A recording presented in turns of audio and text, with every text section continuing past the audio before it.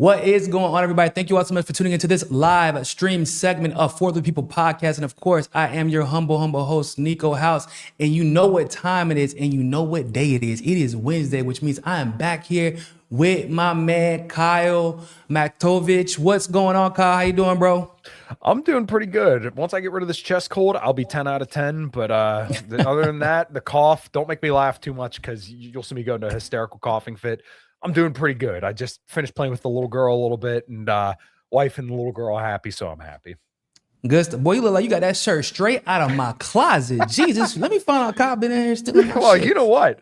I kept looking at all your hot spots. I'm like, I gotta start showing up a little bit more like fancy here. This is my snap-on Hawaiian shirt. I'm like, I have to show up a little bit more. So here we are. Bro, I actually still I still have shirts that I need to get back. I have it in storage in the US because I couldn't bring everything. Yeah. But yeah, man, I miss my shirts. I gotta find a good spot out here to do some shopping, because like where I used to get my clothes at before was like I had like 2 boutique stores that I would go to, and like so it was like very rare for other people to have the shirts, and it's hard for me to let them go because they were great quality. So, but we got a great show for y'all today, man. Once again, like I said last week, I always think, man, there's no way that the Trump administration can outdo the dumbassity, the idiocracy that we saw the last week. There's just no possible way, right? Yeah.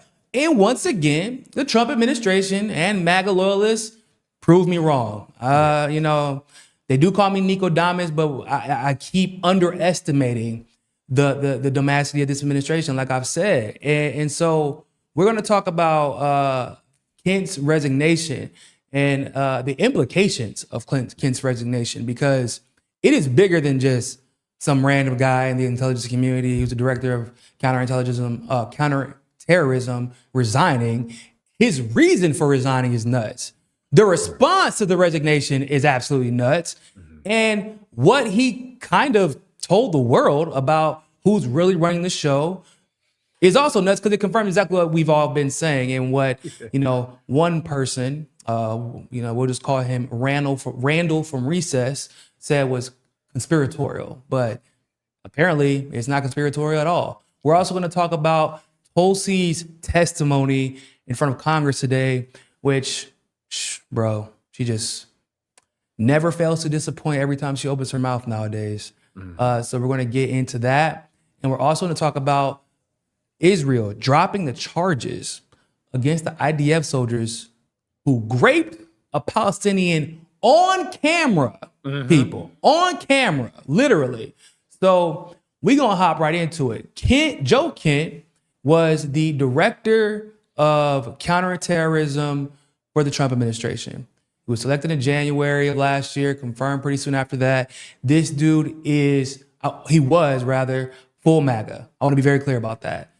He ran for Congress as a MAGA guy. Big Trump supporter.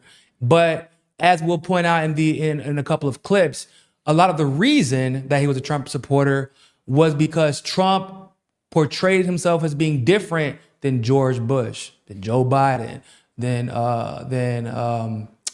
Clinton, basically these warmongers, these neocons, and these rhinos. And I'm not saying that I support everything that Joe Kent does. However, Trump and others try to portray him as being inconsistent, when in actuality, he's being perfectly consistent with who he's been. It's them who are being inconsistent, and his resignation exposes that. So really quick, we're going to check out. Oh, did my mouse just die?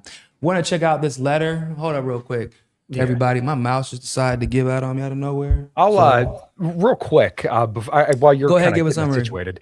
Yeah, it's kind of funny because you see people throw a lot of this ire that we're kind of talking about here towards Thomas Massie, when Thomas Massie has basically said throughout the whole Trump administration now, like, yeah, I'm on board for all the stuff that Trump campaigned on. No new wars. Let's cut deficit spending. Let's cut waste, fraud, and abuse. I'm for all this stuff. And then Massie says, all right, well, let's put it to a vote. Let's get this passed through. And when Trump basically tries to get his budget passed through, which is the same exact budget and same exact billing that basically the Biden administration would do, he got all the hate in the world for basically just trying to do what Trump campaigned on. And you saw all the MAGA cultists go right after him for it. And now you're seeing the same thing happen with Joe Kent. You're seeing people attack his character. And like you said, I don't agree with everything that Joe Kent says because he's a huge China hawk. That's kind of like He is. in the whole MAGA tent. But this is a dude who lost his wife in combat. So I don't know. I threw out this tweet, and funny enough, Thomas Massey actually did like it. I said, if my boss was telling me that we're going to go get into another war in the Middle East and I lost my wife in a war in the Middle East, I think I'd be a little pissed at him too. Recently at that, it wasn't even that long ago. It wasn't even 10 years ago. It honestly seems like a lot of his motivation for supporting Trump had to do with that, because him being a combat veteran and then literally losing his wife in Syria. In Syria, of all places, because Syria is a place that we absolutely knew we didn't need to be, and we were always told we weren't at until we found out we were there. And then Trump was the one that said that he wanted to pull out of Syria too, which he ultimately caved on, but he did say he wanted to get out of Syria. So let's check out this letter really quick. So he says, after much reflection, I've decided to resign from my position as director of National Counterterrorism Center effective today. I cannot in good conscience support the ongoing war in Iran. Iran poses no imminent threat to our nation. It is clear that we started this war due to pressure from Israel and its powerful American lobby. This man, former head of counterterrorism, literally just said the quiet part out loud once again. Our country has been taken over. It's been hijacked. It's been conquered. Our president nor our Congress is making autonomous decisions. He says, I support the values and the foreign policies that you campaigned on in 2016, 2020, and 2024, which you enacted in your first term until June of 2025. You understood that the wars in the Middle East were traps that robbed Americans of precious lives, of our patriots, and depleted the wealth and prosperity of our nation. I'm not going to get into all of that, but that's probably the most important part of that letter to me, is specifically calling out what he campaigned on. Right. That's one of the big, bro, no, you said this and you're doing this. And I need everybody to understand, as the director of counterterrorism, he falls under the umbrella of the director of national intelligence. He's part of the intel community. And he's telling you all, and he told the president, there is no imminent threat from Iran. Yeah, and not to mention how serious you should probably take this guy. He was in the CIA for years. I forgot about that. He served, I'm pretty sure, and he was deployed to combat multiple times, including in Syria, which is pretty damn close to Iran. He knows this region, and he's been in intel for years. If he says there's no threat, and he's kind of like a little bit of a MAGA guy, against the wars and stuff like that. But I'm sure if you told him that, hey, we're going to blow up some shit in the Middle East, he'd probably be like, all right, whatever. If he's telling you there's no credible threat from Iran, this is probably the guy you should listen to. And what do we see happen? Everybody going after him, saying, no, he's the asshole. Oh, his wife works for the gray zone. He was a registered Democrat until 2021. Niko, how many people do you know that are registered one way but vote whatever way? Oh, there's a lot of people who vote constantly for Trump who never change their registration, or people who vote Democrat who never change their they just forgot. They just forget because they live in an open primary, say, for example. So they're like, why do I need to change my registration for? It doesn't matter. Yeah, because they don't plan on caucusing or being a delegate or anything like that. So people brought that up as a slant against him, saying, "Oh, he was a registered Democrat." The dude literally ran for Congress under a MAGA banner, and you guys are, this is what people always do. It's always the no true Scotsman fallacy of just he's not actually MAGA. Okay, who is then? Because people try to do this game all the time. Oh, they used to be a never Trumper. Okay, but they've supported Trump and voted for him the last 3 times they could. Joe Kent's not real MAGA because he's a registered Democrat. Okay, but he ran what is which is crazy because y'all weren't saying that before. Exactly. Trump wasn't saying that before. And I want to just show really quick a couple of Kent's stances on not just the war in Iran, but really quick, we can look at his stance in some of the stuff that he said about the war in Ukraine. Right. And so when you hear what he has to say, you'll you'll understand why Trump actually selected him, which goes back into the reality that something happened during Trump's campaign so the time in between his last presidency and this presidency, where he's no longer in control at all, right? No president is truly ever in control, but it looks like he has lost complete control of his administration. He is not in charge of this country. And so let's check out really quick some of the stuff that Ken said about Ukraine. We are already sleepwalking and sliding towards World War III with Russia. Why? Because the elites, the establishment, they want war. It's profitable and it distracts. The West has been pushing democracy on Ukraine for a very long time and encroaching right up on the Russian border. If you continue to poke Russia at their border, they will strike back. We just, without the authorization and the consent of the American people, sent the Ukrainians $14 billion of legal aid. We continue to fund the Ukrainians and lead them on to believe that someday the West is coming to their salvation because we so deeply believe in democracy that they continue to fight, they continue to be slaughtered, we continue to fund them up to the point that Vladimir Putin says, well, you guys have essentially declared war on me, so I am going to strike back. Bro, you would damn near think that Kent was like some independent leftist or a libertarian or something like that, man.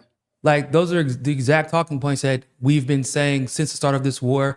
I mean, he sounds like Chris Hedges. He sounds like George Galloway, Garland Nixon, myself. You're like this is 2022, Right. guys. So this is what he sounded like back then. Trump knew this while, as you know, when he brought him on, he knew what his stance was. And I would make an argument that probably because of his stance, that's why he got the job. I want to look at another interview he did really quick on, about Iran, actually. Yeah, that clip is That actually one dated. was like, Yeah, exactly a month after the Russian the special military operation started in so, Ukraine. so he was on with Tucker Carlson, and once again, we're gonna find out who was inconsistent because it wasn't him. I do think there is a lot of people, and a lot of them, like you pointed out, like Nancy Pelosi, are in their 80s, and they've always thought this way, this with us or against us mentality that says, like, hey, you're either for the next war, the most current war and the current thing, or you're with the terrorists. You just are kowtowing to Vladimir Putin. It's the exact same mentality that got us into the Iraq war. You're either with us or you're with the terrorists. And look, Tucker, I would love to come on here and defend neoconservatism as someone who, lost my late wife in these wars, as somebody who lost countless friends, as somebody who fought myself 11 combat deployments. I spent most of my 20s and 30s in Iraq. I would love to tell you it had worked, but it simply did not. And that's a very hard thing to admit. I get into arguments all the time with fellow veterans about this exact same topic. So I think a lot of this is literally the gambler's fallacy. There's a lot of people who think, hey, if we just keep trying, if we keep attempting to spread freedom through the barrel of a gun and trillions of US dollars, this time it's going to work. Let's just double down. And this is, how really nice casinos are built in Las Vegas off of this exact same mentality. So I think that combined with the financial interest from Lockheed Martin and every single defense contractor and, putting someone like Lloyd Austin as the Secretary of Defense, who's still on the board at Raytheon, I think that factor with that mentality and people not being able to admit that we got this wrong and then making adjustments to our policy, I think that gets us in this current situation because it's actually challenging to thread the needle. Like, where do we go from here? We can't just let the Iranians attack and kill our people. Right. But at the same time, we know if we go to war with Iran, this is going to be a disaster. There's no data that says like, hey, maybe if we just go to a war with Iran this time, it's going to work out great. We've actually got to assess the past mistakes that we made, make adjustments, and then chart a more pragmatic way forward. Bro, that's like, what's there to disagree with there? Like, that was a perfectly reasonable assessment. Yeah, and notice he said, I've deployed 11 times. Once again, you think anybody criticizing him, and look, I didn't serve in the military. I do have respect for people who do, and it's what's so tragic to me, and it's why I'm so anti-war, is because I do believe people go in with the best of intentions, and I do believe it's people who really think they're doing something absolutely fantastic for their country. So all praise to them. It amazes me how quickly people throw that same respect away whenever they disagree with their guy. Like, of all fucking people, you think they would just be like, oh, you know what? I disagree with this decision to leave the Trump administration, but you know what? He did his time. We should at least hear him out. These people, no, he's a closet leftist. Oh, he's a Democrat. The hell with you guys? Like, once again, this is the dude who's been in intelligence for years. And then you got some randos on Twitter who are piss poor journalists saying, "Oh no, fuck him." No, sorry, screw you. It's like because my thing is, so okay, we got to respect our veterans, we got to honor our veterans, we got to respect their experiences until their experiences disagree with your intentions and your plans. Because in his situation, we're not just disagreeing with the veteran. Yeah, he's an 11-time combat veteran. He watched the failure. I mean, bro, he said he spent most of his young adult life in Iraq, right? He watched the failures happen firsthand, then watched his wife get killed by another failure. And so he's taking all that experience and he's working alongside the director of national intelligence. They keep calling Iran the largest state-sponsored or the largest sponsor of terrorism in the region. He's the director of counterterrorism, everybody. And he's like, Right. yeah, no, they're not a threat. I don't know where they're getting that from. And I keep telling him, and we keep informing him, and he just keeps ignoring us. That's basically so. And I know why he's ignoring us. That's why I have to resign. It would be different if Trump is making an autonomous decision based off of the information that he had. And okay, you're the president. You have the right to disagree with me, but at least I know it's your decision based off the information that you have from the Joint Chiefs of Staff, the intelligence community, et cetera. You make an assessment and you did the cost benefit analysis, and this is your decision. But that's not what's happening, and he knows it because he's like, bro, there's no cost benefit analysis to be done. It's just cost and no benefit. You don't need to analyze shit, and that's where we're at. It was never sold to the American people either. There was no exactly. Normally, there's a propaganda campaign of some sorts. Like they had a little bit of one with Venezuela saying, "Oh, it's the fentanyl," which you and I debunked this just time and time again for months leading up to the whole situation in Venezuela. This time it was just like the messaging still to this day is all over the place. We're being told the strait's open. Oh, well, actually, we need China to come help us open up the strait, and Iran's defeated. But actually, we need to go in and topple the rest of their government. I'm like, what are we doing? Like, it's literally everything Bro. at once.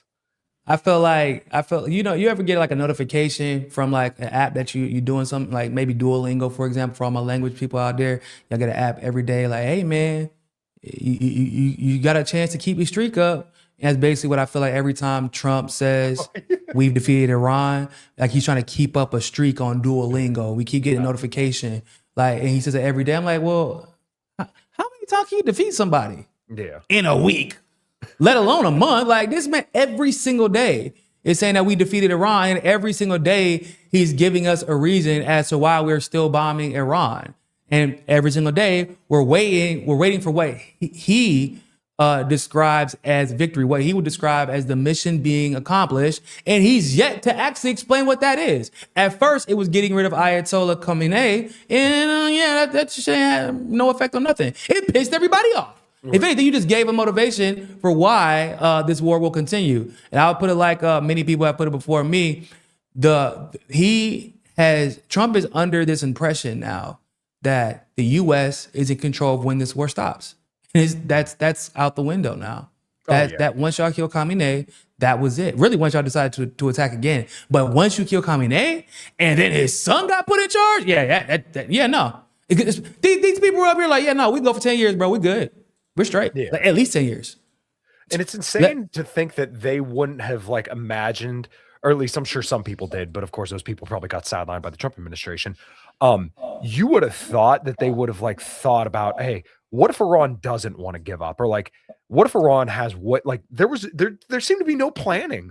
Like literally like, what's so crazy? Yeah. You know what's so crazy about that, Kyle? I literally was having this conversation with my wife. I was like, it's weird to me that no one actually sat down and said to themselves, because like you and I both know, like they will say, oh, Iran's a threat. They'll say, oh, we can engage in a war with Iran and win, and we can take this war out, we can drag this war out for however long we need to. We know they'll say that, but then behind the scenes, they know the truth, right?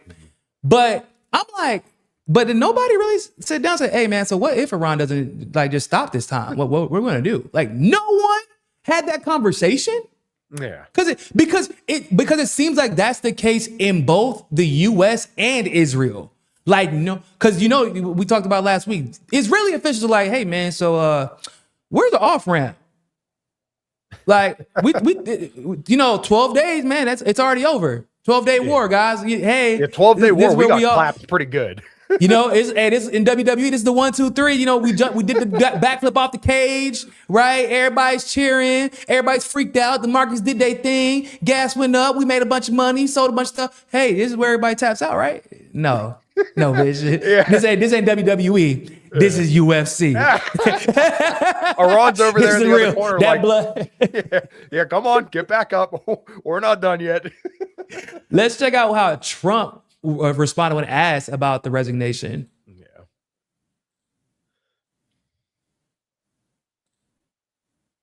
What's your reaction to that? And did you? Well, I read his statement. I always thought he was a nice guy, but I always thought he was weak on security, very weak on security.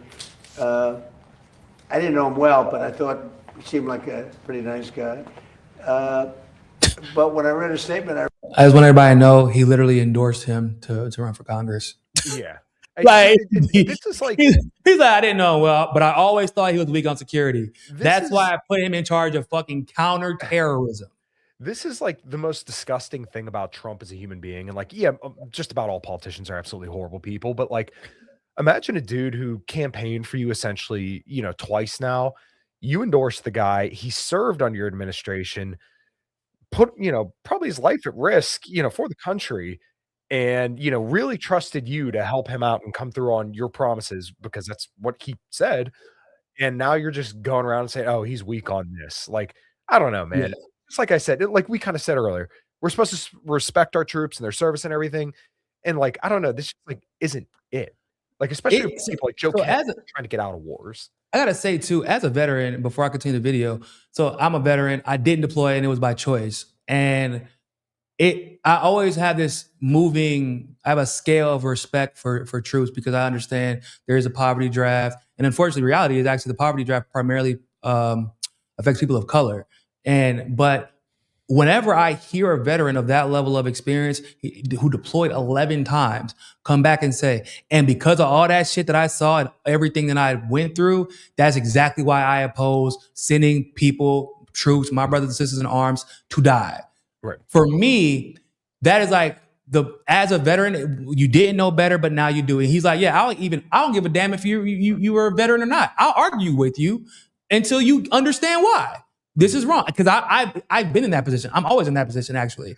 I mean, I lived in Fayetteville, Fort Bragg. I lived in Florida after that. Like, I've argued with somebody that I would consider like a father figure to me all the time because he's ex-special forces, because he talks about the corruption within the government, how they misuse the military, how he's been a part of it, but then he'll defend his own actions as former special forces at times, because there's still this hero complex that many veterans struggle with, because it's hard for you to accept that you are fighting on behalf of the Fire Nation. Basically, like, you know what I'm saying? Like, it's true. It's a very rational, by the way, it's a very rational reaction. It's rational because you've been taught that you're the hero. Why would you believe otherwise? And so I have more respect for veterans that literally can be like, I was a part of a imperialist war machine, and I cannot condone continuing down the same path as a country because it doesn't work. It's wrong, and people die for no reason. Right. So, but we're going to continue listening to this clip from Trump because it does get more discussed. I realize that it's a good thing that he's out, because he said that Iran was not a threat. Iran was a threat. Every country realized what a threat Iran was. The question is whether or not they wanted to do something about it. And many of the greatest military scholars are saying for years that presidents should have taken out Iran because they wanted a nuclear weapon.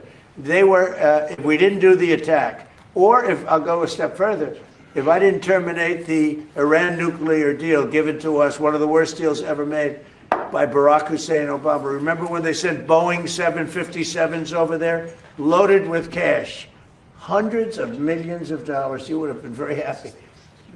Like, what, bro? What are you talking about?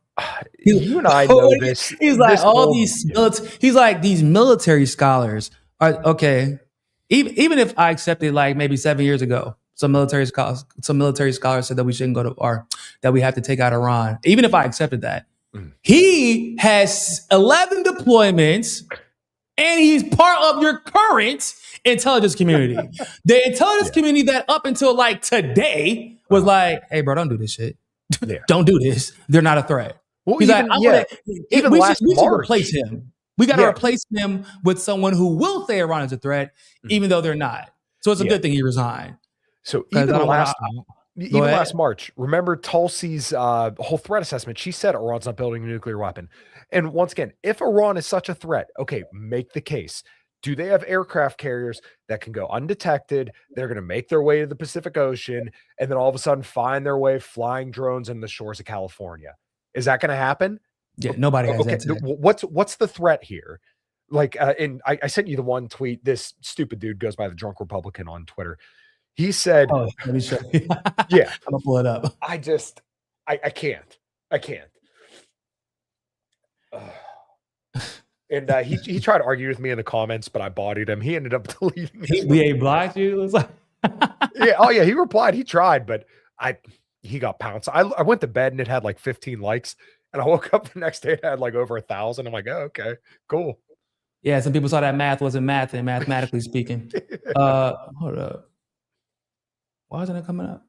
Oh, bro, you know you got like 8 accounts. Yeah. It should be on my app. Main one. Yeah, that's all right. Yeah, it's just like there was another account that said something about Islamic extremism and the usual line. We've been in war with them for 47 years.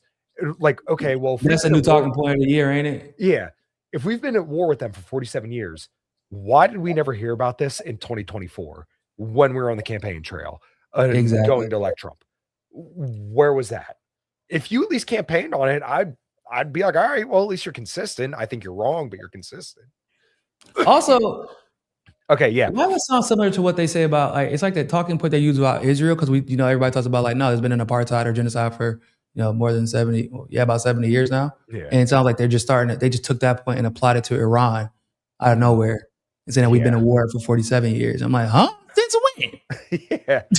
So the guy said, feels like, or he was in quote tweeting Joe Kent's resignation letter, where Joe Kent, as we've kind of laid out here, where he said that Iran is not an immediate threat to the United States. And this guy said, feels like 47 years of death to America was an imminent threat, but what do I know? So I just quote tweeted it, and I figured it'd probably, I'd get a little bit of likes. But I said, say this again, but slowly, because I'm sorry, those are in conflict. 47 years and imminent are in conflict. So the guy replied to me, and if you scroll down, you could see the picture I put there. Oh, hold on. His replies. Right, he said capability, right? So like I said, he said delete it. He said, imagine not understanding capability. And I said, I understand capability. They have no capability to reach America, so they're not a threat. Next. And he said, of course, this is the other talking point of the year. They fund proxies that kill Americans. Okay. And then that's when I said, are you willing to apply this to the United States and to everybody else? Like, there has to be a symmetrical application of your logic here. If you're not willing to apply this to the United States and the way we fund proxies, then you can shut up. But if you are, then all right, at least you're consistent. But I replied, in the Middle East, where we have no business being. And then someone said, oh, well, what are you saying? We can't have partners in the Middle East? No, nobody says we can't have partners.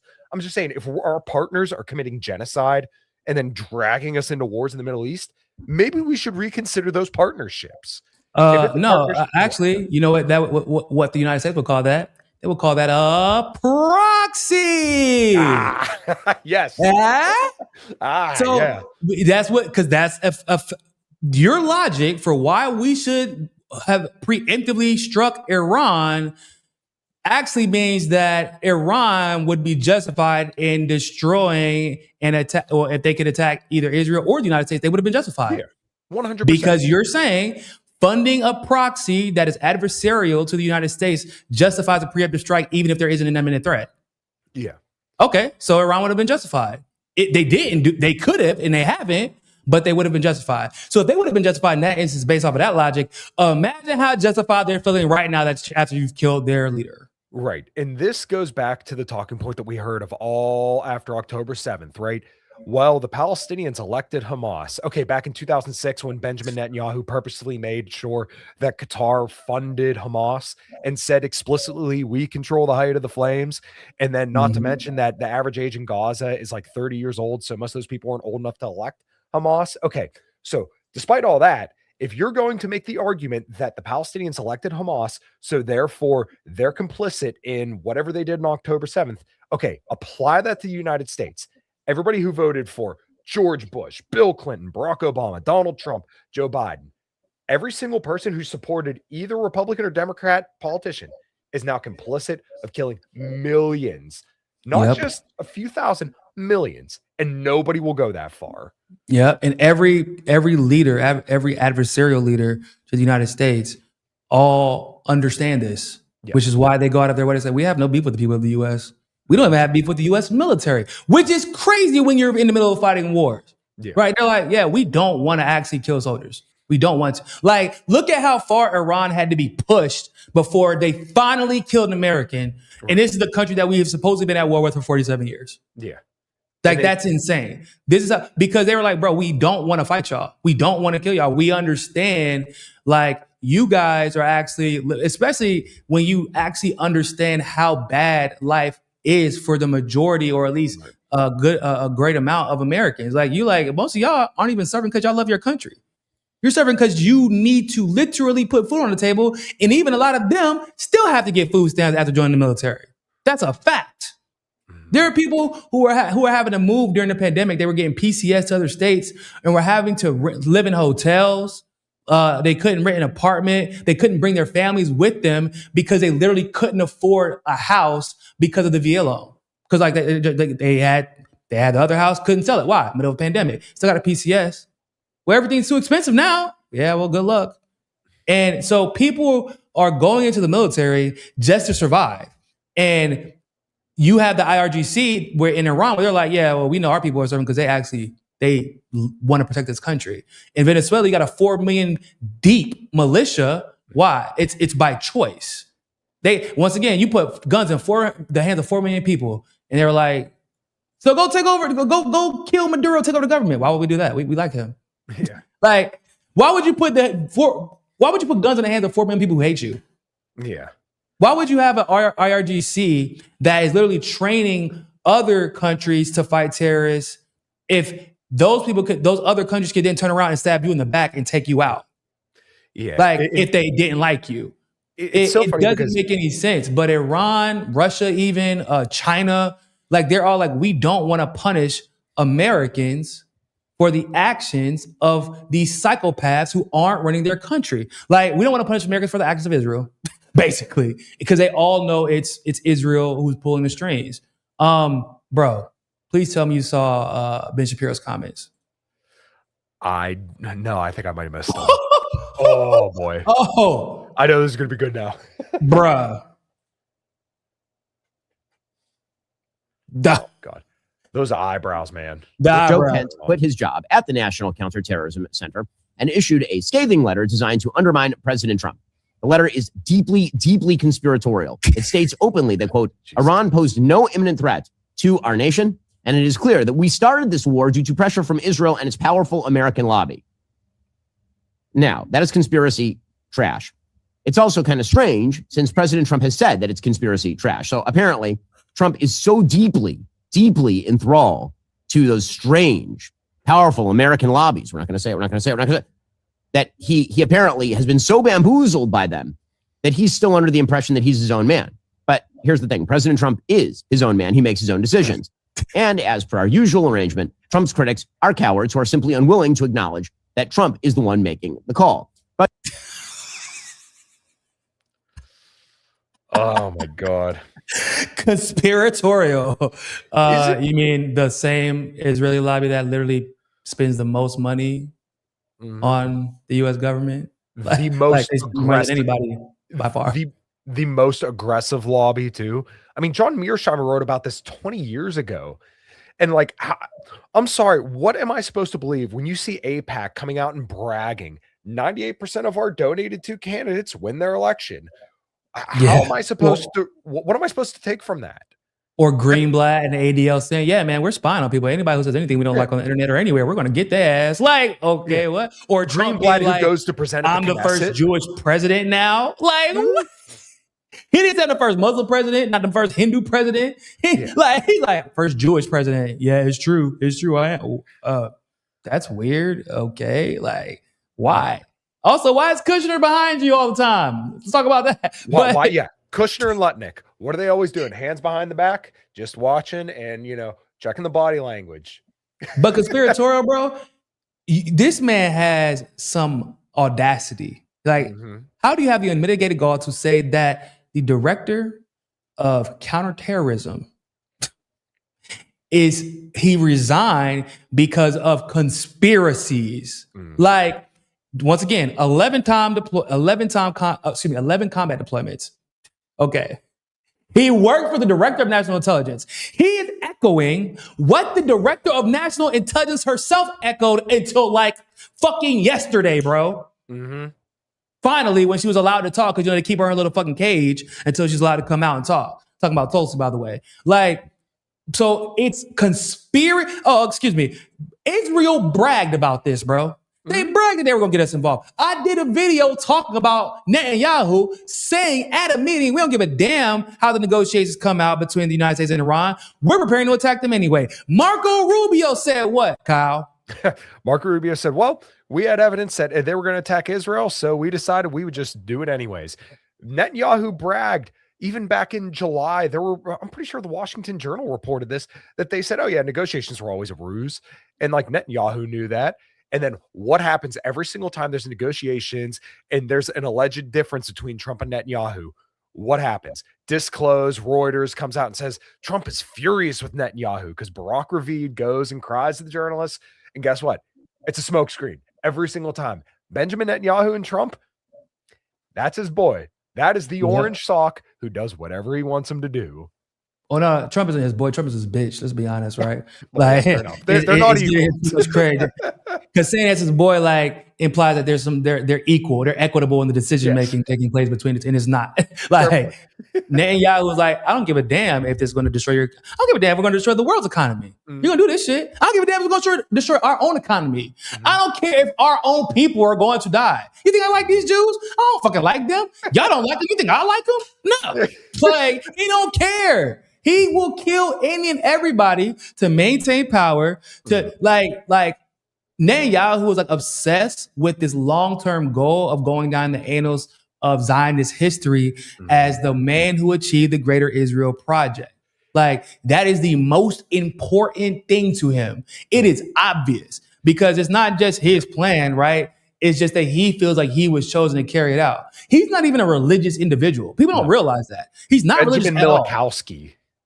Yeah, first of all, there's that. His name is Milikowski. Like before he moved to Israel, or before he became an adult and a politician and everything like that, he speaks English so well because he was in fucking Philadelphia more than he was in Israel.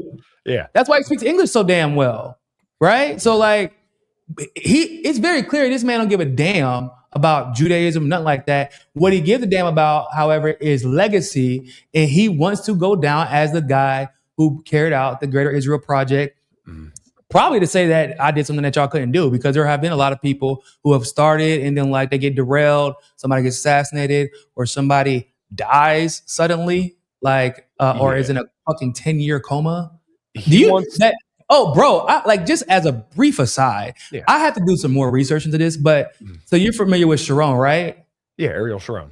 Yeah. So for those of you who don't know, Sharon, he was about to introduce a two-state solution, which, now is like not even feasible at this point. But back then that was like, what? Can't believe it. It's like the most centrist or even a pro-Palestine, or at least a pro-equity policy that a prime minister at that point could have had, especially him, because he apparently went from being a far right to being a centrist over time.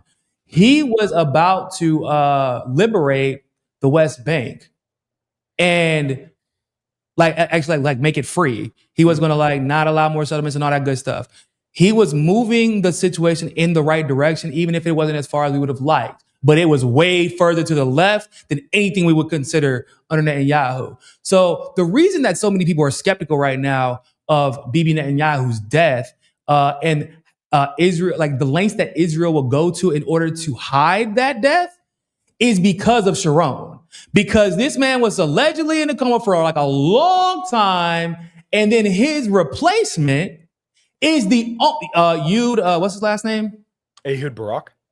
Yeah, it's his replacement is the only name in the Epstein files from Israel out of the officials.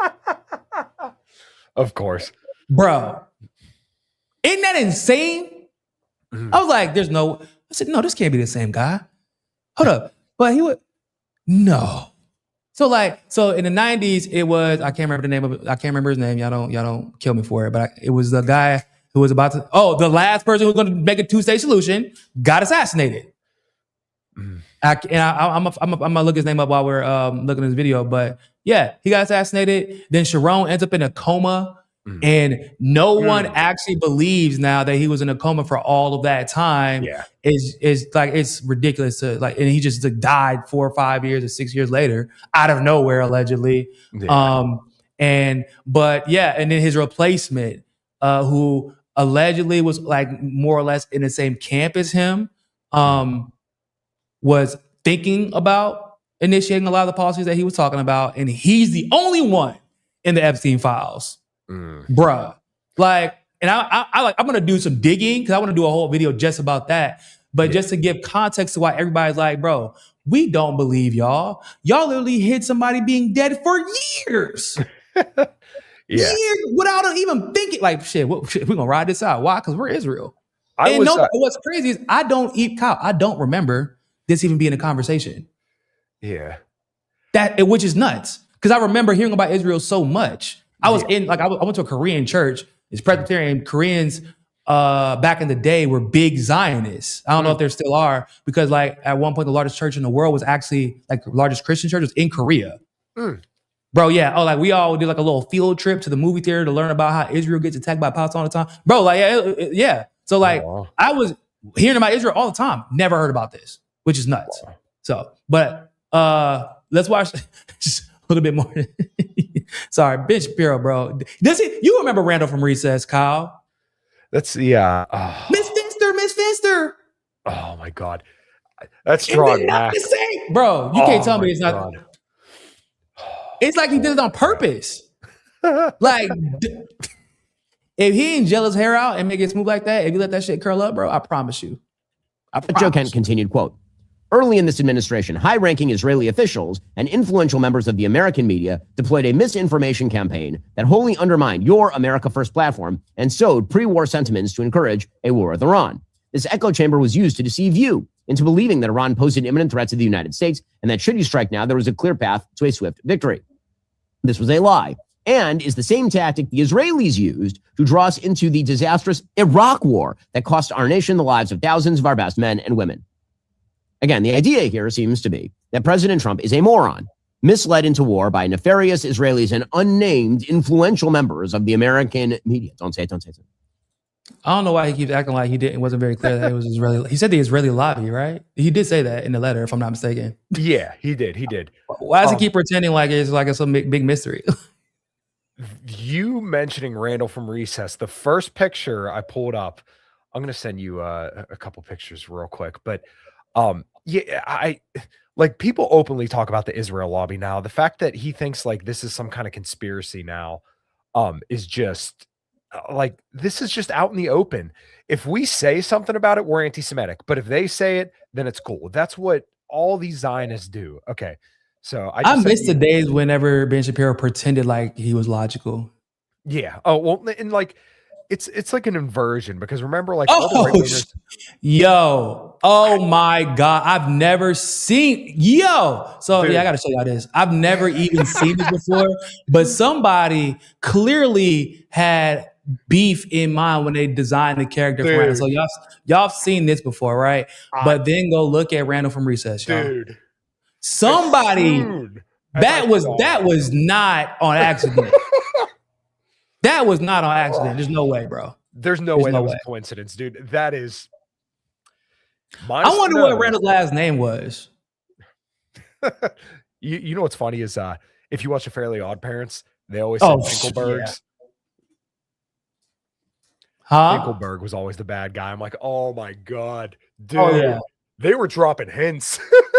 Bro, it's crazy. Well, you know, Hollywood, so his last name was Randall Weems. Yeah, we know what kind of name that is. That's they were, bro, it's crazy. It's like, bro, Hollywood been kind of trying, bro. So I had to even go back as another side. I had to go back and reassess this claim that Walt Disney was extremely anti-Semitic, because I had, like, maybe in high school I had heard that from somebody, and I was like, well, how can he be anti-Semitic in Hollywood? That's nuts. How could he even survive? And then you go back. I don't know if you ever watched the hearings, but if you go back and listen to him, what he was saying was, because he wasn't Jewish, Hollywood was trying to blackball him. And I'm like, checks out. Oh, yeah, that sounds about right. Yep. That sounds about right. Yeah. Yep. That's because, so there's been this big issue with Marvel for a long, since they've been,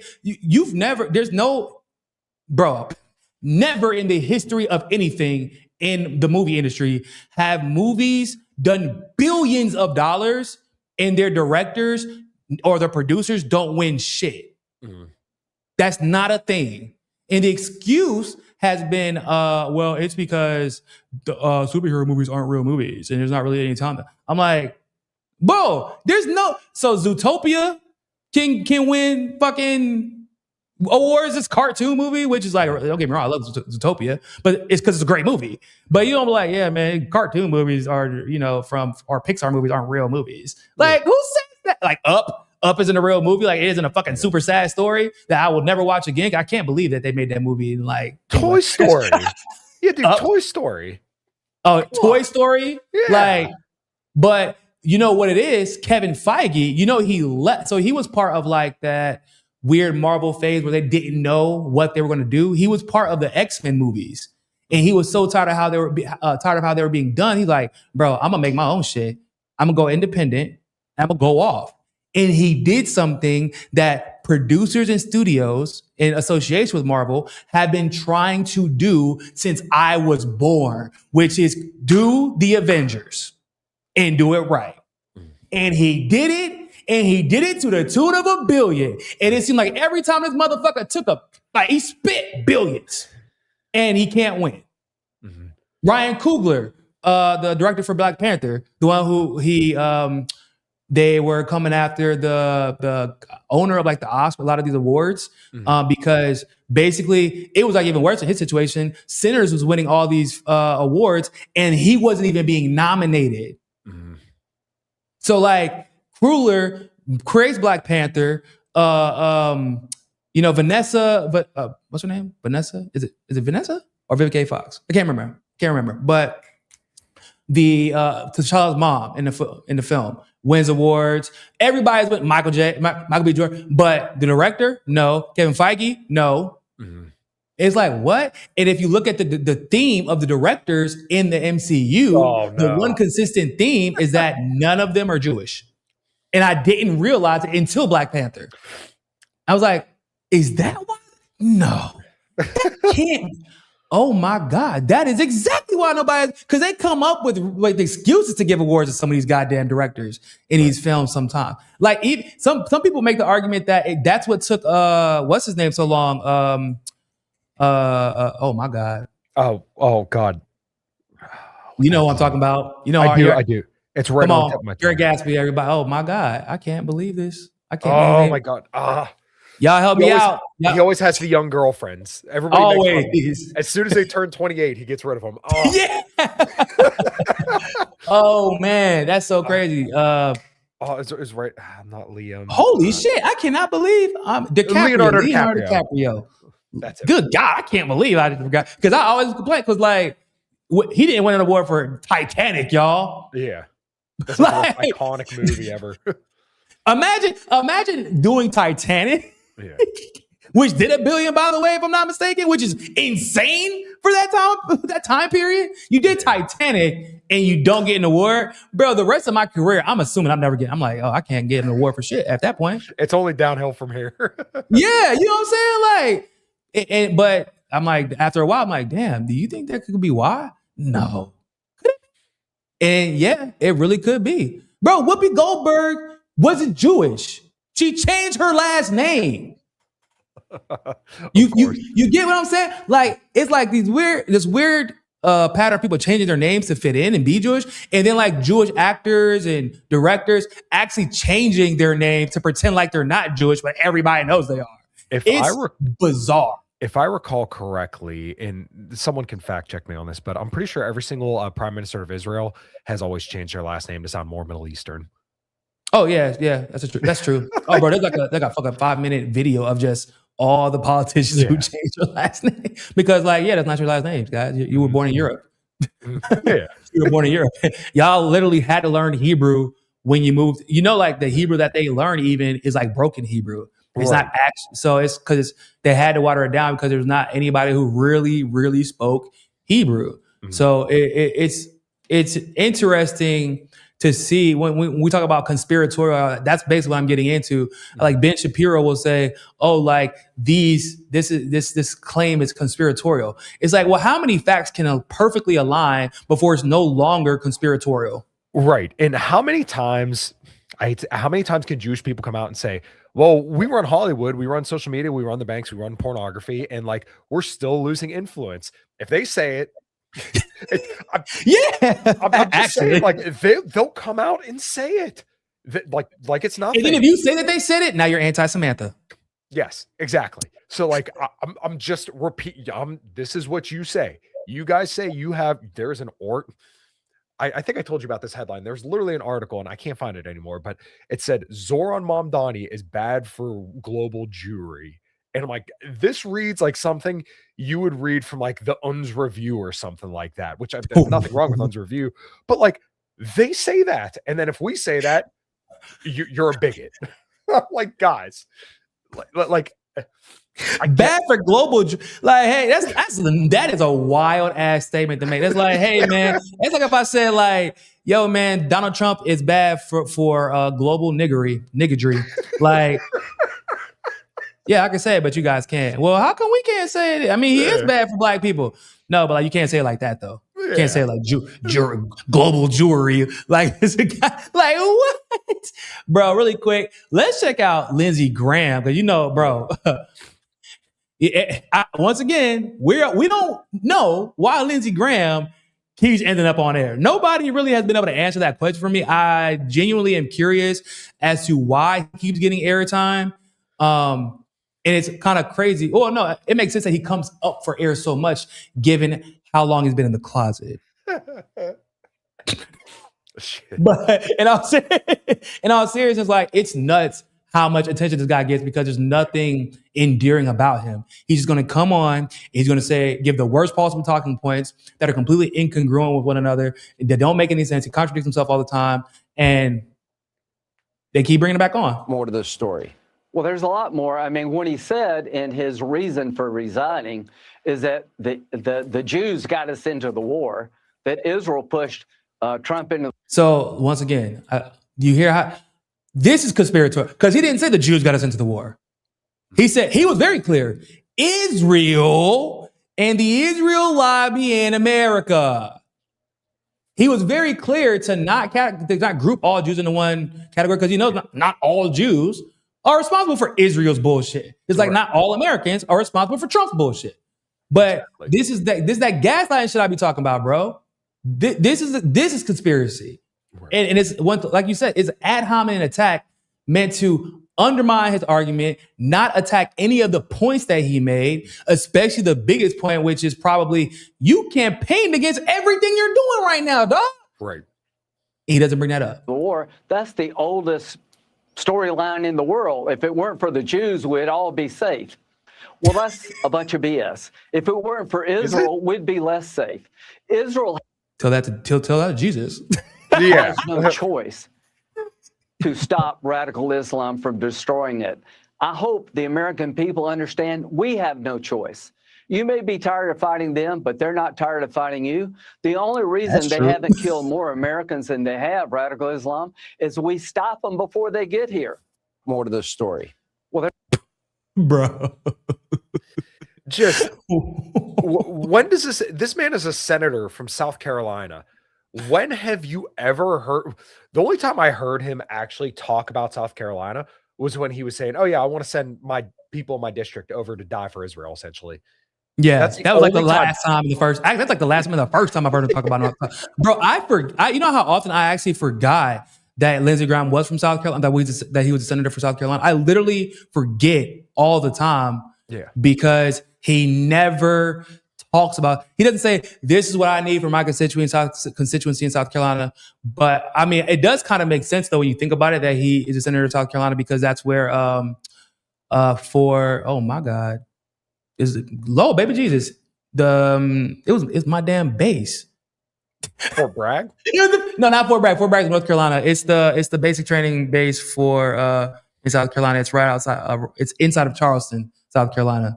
But oh my God, I'm having a brain fart, y'all. It's late over here. But Fort Jackson, Jesus Christ. So Fort Jackson's in South Carolina. There's a huge military population in South Carolina. So of course, I'm sure he gets a lot of money from the lobbies to push more people because it brings money. Like the military in Myrtle Beach basically sustain all of South Carolina. And South Carolina is pretty goddamn poor. So it makes sense that he gets called in to push it because he has some of the most incentive to do so. It's the same reason why low-key Bernie Sanders was a hawk whenever he was caught back in Vermont because what was it? It was Lockheed or one of the big weapons manufacturers produced weapons and F8. I want to say F-18s there. So like same thing. Vermont needs that military money, so he was actually not going to ever push against war during his campaign. If somebody tried to campaign from the left, he would attack them for it. So that makes sense. But even still, bro, Lindsey Graham, no one gives a shit about what Lindsey Graham has to say. That's like the weird, like there are way more convincing people that you could bring on to convince me to go to war with Iran. So I want to know if you do this. Because this shit threw me off because I can't believe we didn't hear about it sooner. Now, this is nuts. Bro, what? Whoa. Kash Patel shuts down Charlie Kirk foreign intelligence probe in explosive feud with Trump's counter-terror chief. This is from the 29th of October, y'all. Oh, I remember hearing about this. I forgot all about this. Bro, what? Oh my God. And people like, if MAGA's trying to figure out why he's resigned, dog. He's like, okay, like I'm just trying to do my job. Because Because you know what's crazy is that like there are people who would berate people for accusing Israel of killing Charlie Kirk. I'm still of the opinion I don't know. But like if you want to put that to bed, let him investigate. yeah, But like this doesn't make him look innocent. Like if the director of the FBI is going to tell the national counter-terrorist assessment who works under the DNI, oh no, we can't do that. bro, it's his. He tried to figure out because like I know it's framed in this particular case because of who it is. Okay, he was trying to investigate Charlie Kirk's death, but really what he was trying to figure out if a foreign entity was involved in what would be considered a terrorist attack. Right. That's his job. Like every single agency should be going through their steps, going through their paces to figure out if there is some part of the case that their agency or their office can help resolve. And Kash Patel was like, "Hey, bro, don't dig, don't dig." Yeah. Don't dig because you don't know what you're gonna find. You'll meet your wife real early.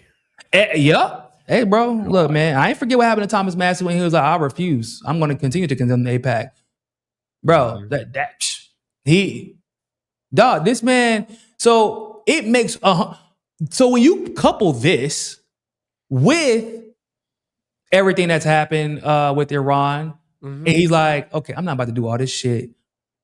And like, I'm trying to investigate. You won't let me investigate. I'm advising you. I'm telling you. He's like, oh, there's going to be terrorists. No, there's not. They're not a threat to us. They can't do anything. They can't reach us. They can't do nothing. Okay, yeah, we don't really care though. He's like, you know what? I'm out. Yeah. And he was very respectful about because he's way more respectful than I would have been because they were blackballing him. and setting up roadblocks for him at every single stop since he's joined the administration. It's only been a year. He actually hasn't even had his responsibilities really for more than a year. And he's like, it took him like 7 months to realize, hold up, I'm not working for you. I'm working for BB. Yeah, I'm out.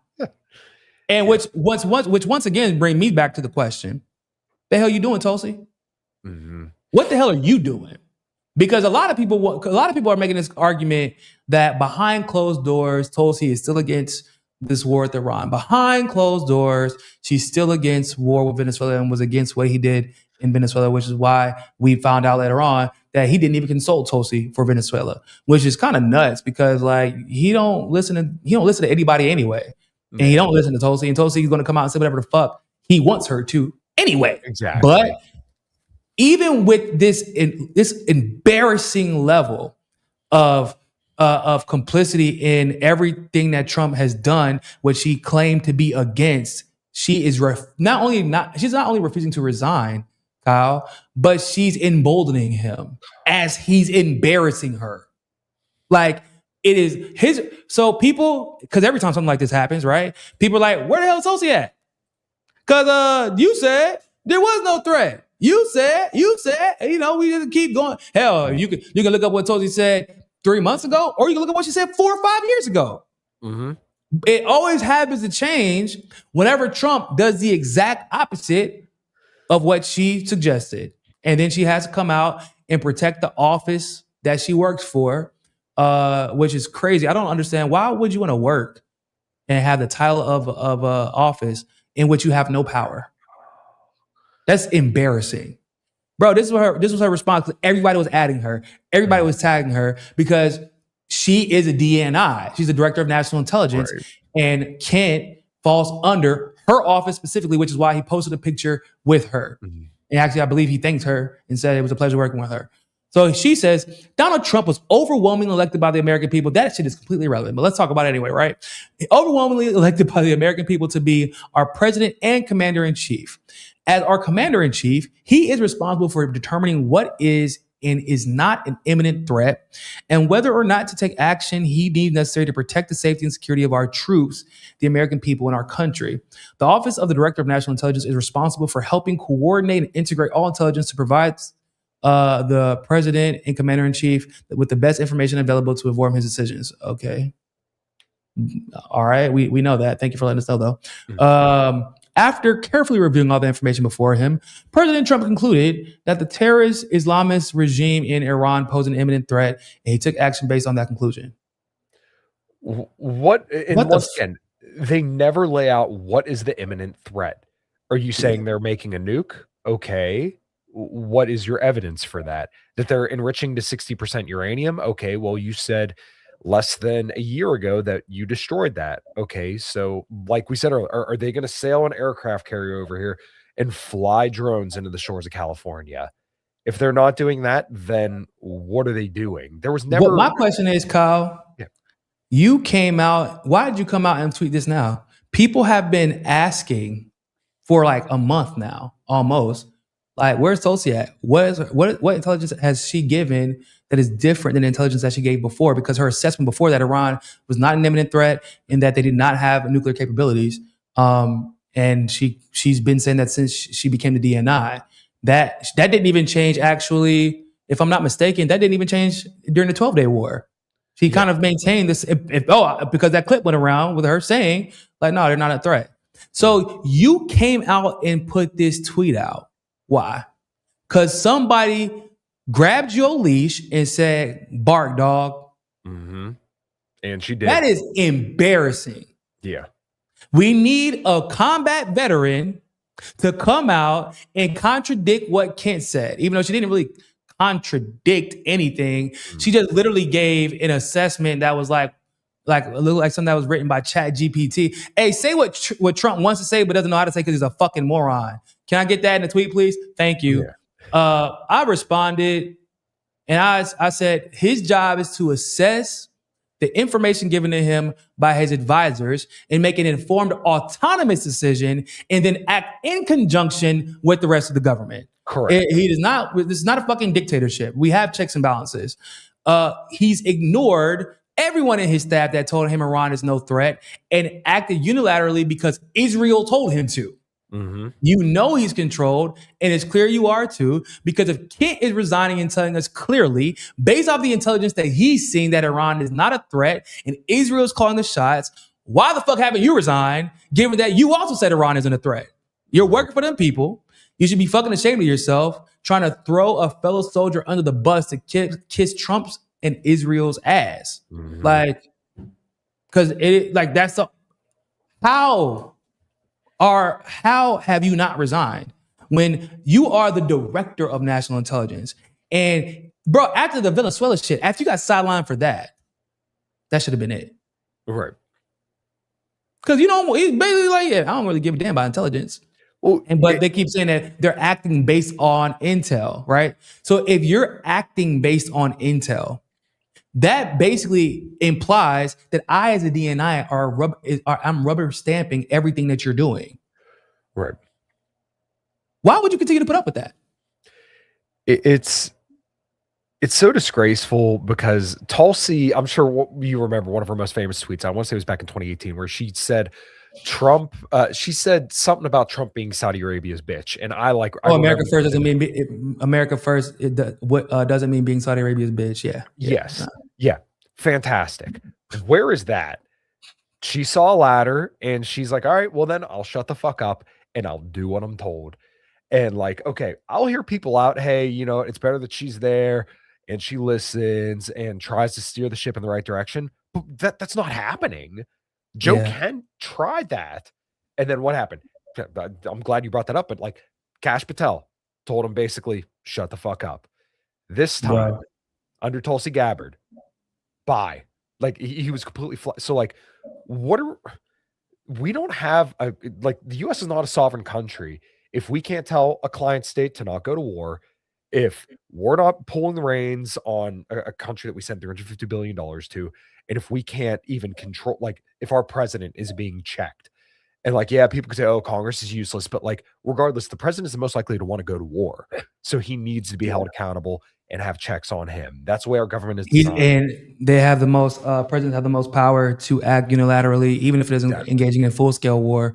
They can manipulate basically regulations and things like that under that commander-in-chief banner to do things like this, right? Sending 5,000 troops instead of sending 50,000, for example, sending, you know, X amount of vessels from the Navy instead of sending all of them. Like that, he's manipulating the rules. And by the way, there is ways for Congress to check that, but they're refusing to because obviously the majority of Congress wants to go to war or they're terrified of Israel. Right. That you know, that's basically the two categories they fall into. Or you're Thomas Massey, who literally lost your wife, which is why everybody else is terrified of Israel. So like we are in uncharted waters whenever the director of national intelligence has zero authority whatsoever, to the point where one of her colleagues, somebody who works under her umbrella, is like, yeah, I'm out. And yet she still stays. And yet we have Trump simultaneously saying, I'm making decisions based off of the intelligence that we gathered. And we know it isn't coming from her because either she said the opposite up until whatever point that he decided to launch a war or kidnap somebody, or she got sidelined and we all found out about it. So it's like, you're not even, so there's no consistency here. You're not making decisions based off of intelligence from us or from your own people. So at that point, 2 + 2 = Israel. Because who else are you making decisions based off of? Right. If your director of national intelligence isn't guiding your decision making. Right. And Kash Patel looks like he's so busy running away from fucking intelligence. We know you're not getting it from him. Yeah. Right? Like he's too busy flying his Mossad honey pot around on the taxpayer's dime, spending what is that, like $50,000 for a flight? Like, bro, for me, my wife and my daughter to go for a flight for somewhere, it's a couple $100. Why are you spending all that money? Bro, going to hockey games and shit. So first of all, let's hear Tulsi's overall, speaking of fucking, like she just, speaking of inconsistent, you know who is inconsistent? It isn't Kent. It's Tulsi, because she had she got asked to give her assessment of Iran And bruh, after this, I went from being like, man, you should resign to like, why aren't you being fired? Because nothing she said can be actually verified by anything based off of what we've seen in the public eye. So I know for a fact, like, there's no way that you got some type of information that can justify the stuff that she's saying here. The IC assesses the regime in Iran appears to be intact but largely degraded due to attacks on its leadership and military capabilities. Its conventional military power projection capabilities have largely been destroyed, leaving limited options. Iran's strategic position has been significantly degraded. The US-led maximum pressure campaign and snapback of European sanctions added additional pressure to an already bleak Iranian economy, resulting in mass protests earlier this year that Tehran suppressed by killing thousands of protesters. Even if the regime remains intact, the IC assesses that internal tensions are likely to increase as Iran's economy worsens. Even so, Iran and its proxies continue to attack US and allied interests in the Middle East. The IC assesses that if a hostile regime survives, it will likely seek to begin a years-long effort to rebuild its military, missiles, and UAV forces. Prior to Operation Epic Fury, the IC assesses Iran was trying to recover from the severe damage to its nuclear infrastructure sustained during the 12-day war and continued to refuse to comply with its nuclear obligations with the IAEA, refusing them access to key facilities. So, God, what does U.S. allied interests mean? Like, that is the most ambiguous term ever. You could justify anything in the world by saying threatens the U.S. and allied interests. Like, Yeah. you can't. If we're going to be sending Americans over to die, there has to be a good damn reason. And it can't just be U.S. and allied interests. Like, once again, what is the objective definition of that? Who's the ally? Because I find it interesting that we all know that we are in this war alongside Israel. Okay, we know because Israel and the Trump and all these politicians have all said it. So why won't you just say that?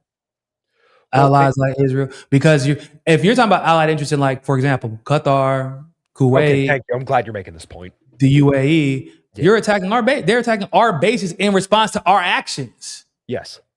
And they told us not to do that too. They all said, do not do this. And then Don't do this. You won't have consequences. Right. I actually had a friend confirm for me, who lives in Saudi, that there were actually Mossad agents screwing around in Saudi. So once again, is it 100% confirmed?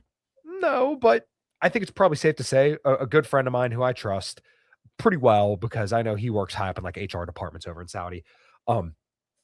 Yeah, he said there were Mossad agents caught red-handed trying to blow shit up. Okay, so is that not affecting our allied interests? Okay, so does that mean now we have to go fight Israel? No, of course it doesn't mean that. And then, okay, isn't it against our interests to have bases that cost us billions of dollars to be blown up? And, right? Like, to have alleged For nothing?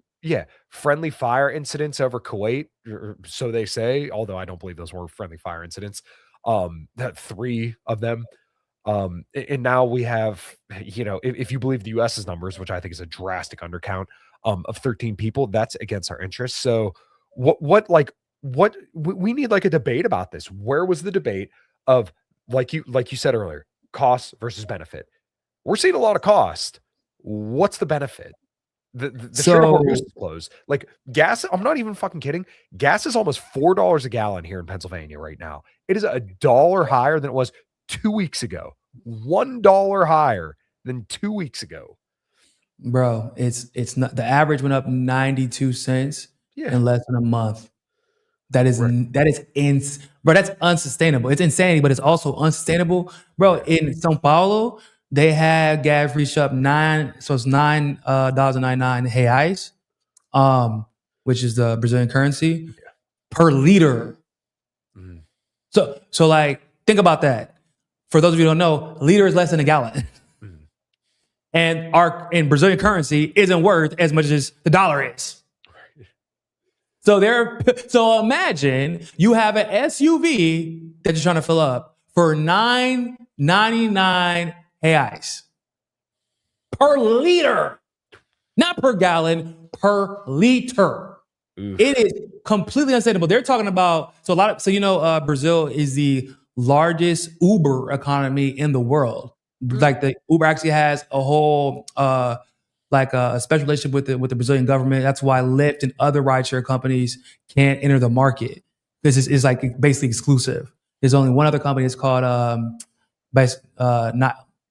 99, which is like 99. It's like a cab company that kind of like turned into an app, and that's the only competition they have. Yeah. So because of that, though, they're predicting that because of this war and the effects on the oil market, that ride sharing costs are going to go up between 45 and 65% in the next 12 months.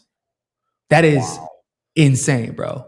Now, we also have to, everybody needs to keep in perspective, that does not mean that they're going to pay the Uber drivers more. I just want everybody to understand that. But to justify the operating cost, because it isn't just, everything becomes more expensive. Right. Getting to work, everything becomes more expensive.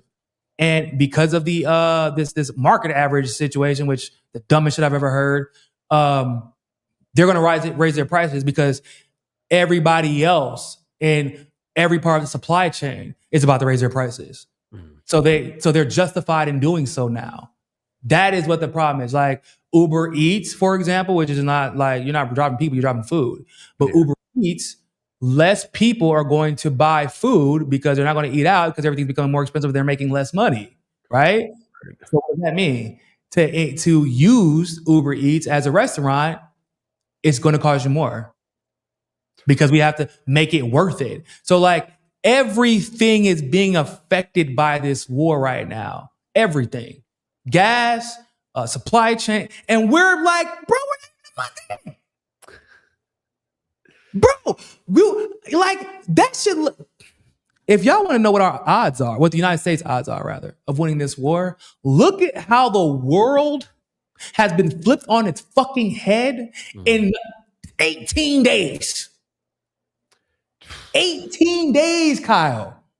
It took a whole, 8 years before we finally had the stock market crash from the war in Iraq? It's been 18 days against Iran. Yeah. And Israel looking for an off-ramp. Qatar and the UAE, like, bro, can y'all just stop this shit, man? Like, y'all know we ain't really built for this. We talk a big game, but we not really. The markets have freaked out. There's still a very real possibility that Bibi is already dead. There's a real possibility that Ben Gvir is already dead. Smodrick already lost somebody. We know at least that Bibi's brother is dead. They have an acting prime minister over in Israel. They just announced it. I think it was this morning. I can't remember his name, but look up. Is it Smodrick? No, it might have been that.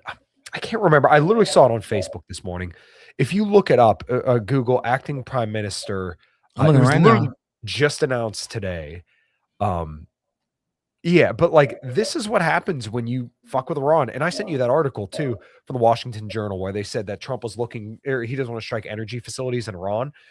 There's either two ways that you could take this. Either Trump realizes that that if he does that, that's going to escalate things way more, and he's looking for an off ramp, and I think he is, but there just isn't one.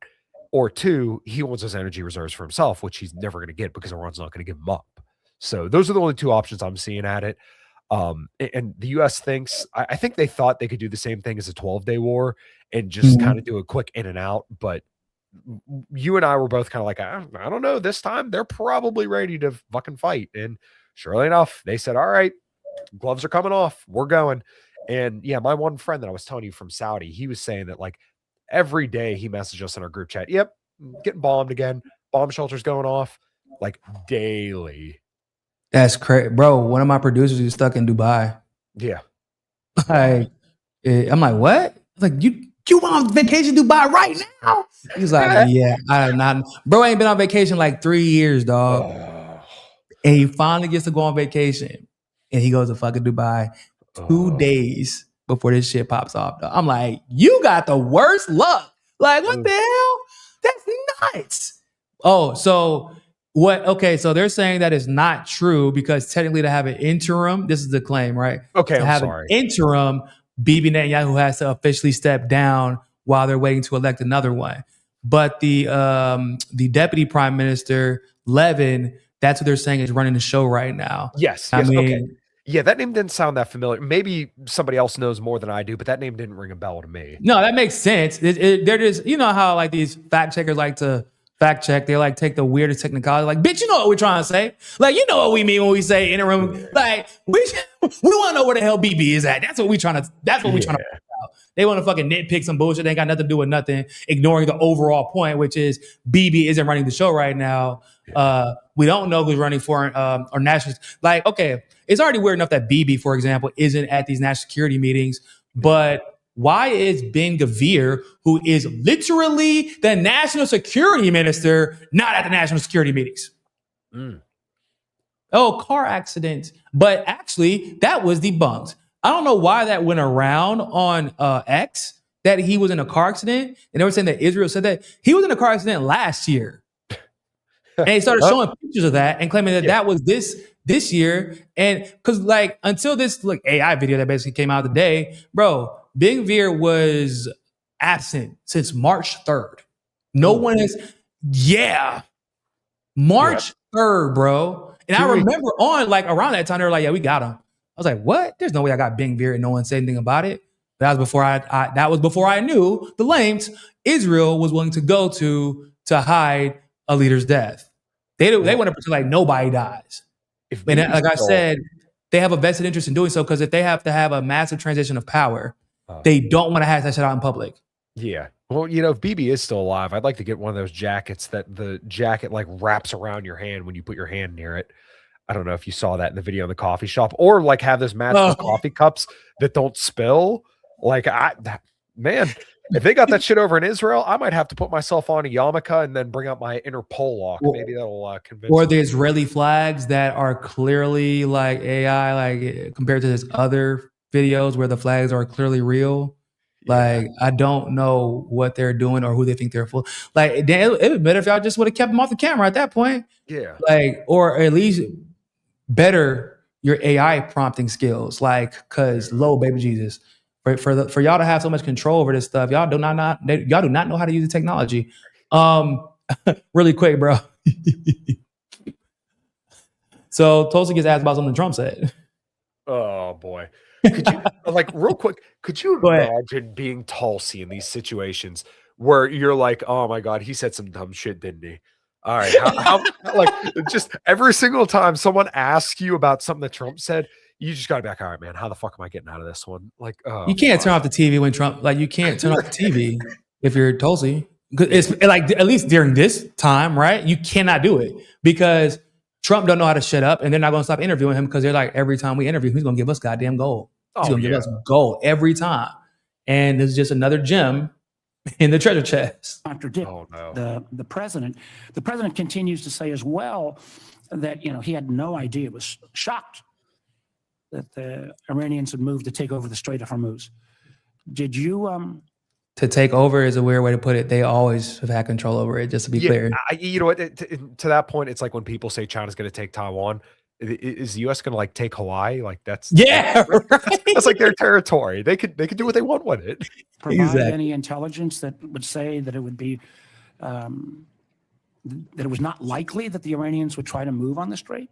I'm not aware of those remarks, and I think those of us here at the table can point to the fact that historically the Iranians have always threatened to leverage their control over why would the president say he was amazed? I'm not aware of those remarks. What about the comments the president made that thought that he was surprised again? Reports.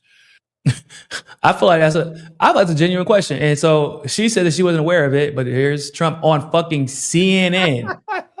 On CNN, guys. It wasn't a random interview. It was on CNN. Prime time. Look what happened in the last 2 weeks. They weren't supposed to go after all these other countries in the Middle East. Those missiles were set to go after them.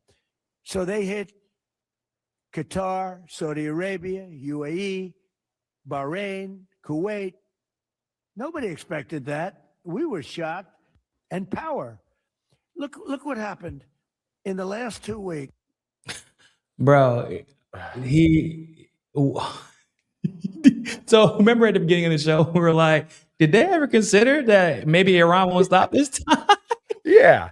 That's like, no, we didn't consider it. Yeah, that's literally, he comes right out and says it. And you know what's funny? If you watch Susie Wiles, who's Susie Wiles? That's basically Benjamin Netanyahu's another one of his surrogates in the fucking cabinet.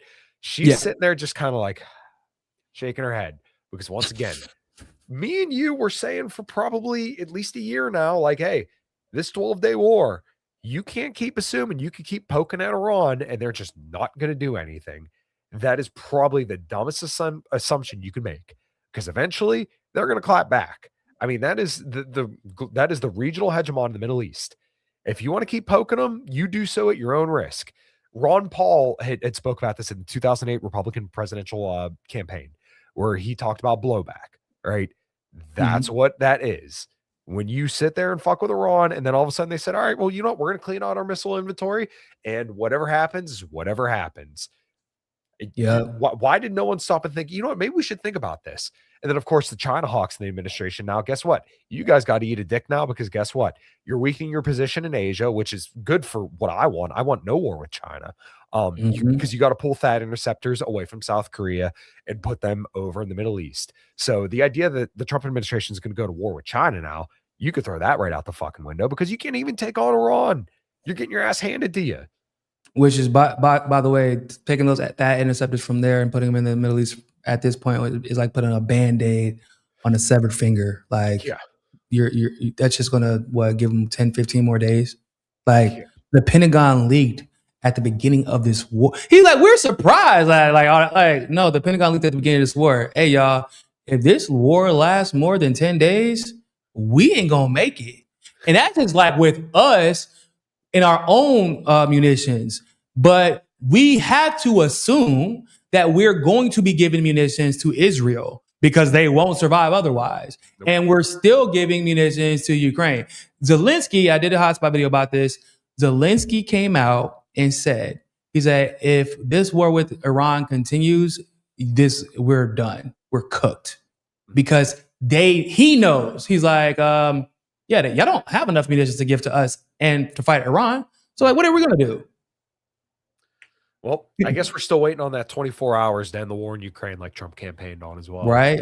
Because what was interesting about that, now that you say that, is the fact that he's like, we can't win this war without these munitions from the U.S. specifically.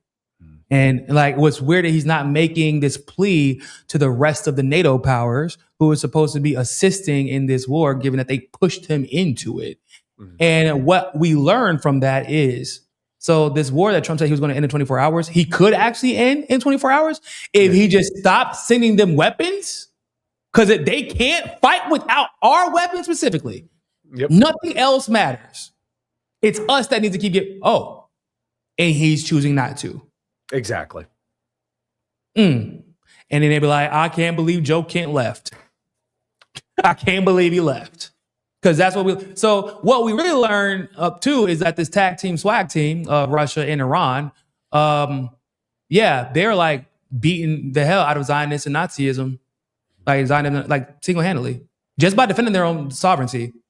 Because that's what happens when you spend your whole life playing chess while these motherfuckers are playing checkers against 7-year-olds. Like, basically, because that is, I almost wonder if like this was a part, like this was part of a plan. I genuinely, because Putin, that y'all gotta remember, Putin is a goddamn genius, bruh. Like he has, he has a law degree, which I didn't know. He's part of the KGB before he became the president. Like he has a law degree. He speaks English, but chooses not to. Like even though he speaks it fluently. Like it's such a Chad move. I love that.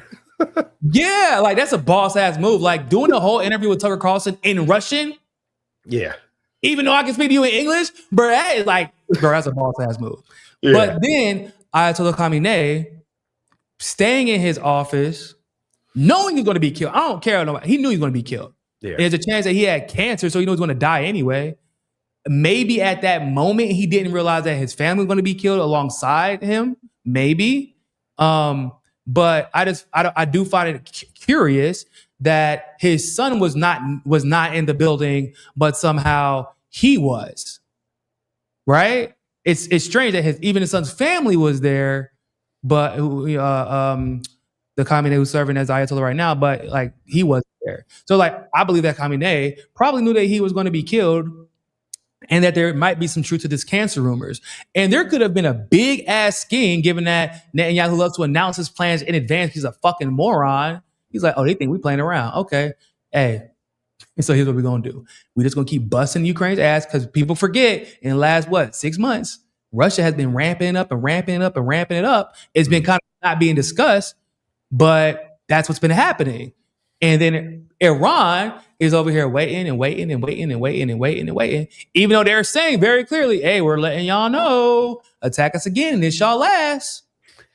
Attack us again, this y'all. I'm telling y'all, just like Russia did, right? Russia did the same thing with Ukraine. Mm-hmm. So now, ironically, the United States engaged Russia with Ukraine to try and overstretch Russia's resources, test the military, and keep them out of conflicts that the United States was fighting, like with Syria, right? But ironically, engaging with Iran has led to the opposite, basically. So now Ukraine can't occupy Russia's attention anymore because the United States is occupied with Iran. Yeah, and it's funny. I don't know if you saw this article. I think my buddy Kyle from the Libertarian Institute wrote up this article where Zelensky was saying that he actually wanted to help participate in the war with Iran. If I could find it in the beginning, yeah. Yeah, he said he wanted to because they have they're experts in drone defense systems. Like, you mean the U.S.'s defense system that they already have? Yeah.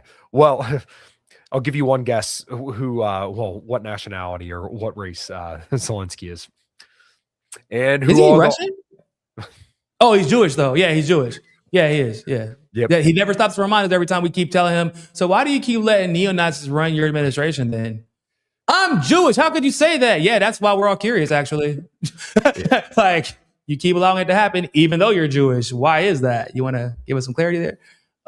Last thing from Tulsi. Her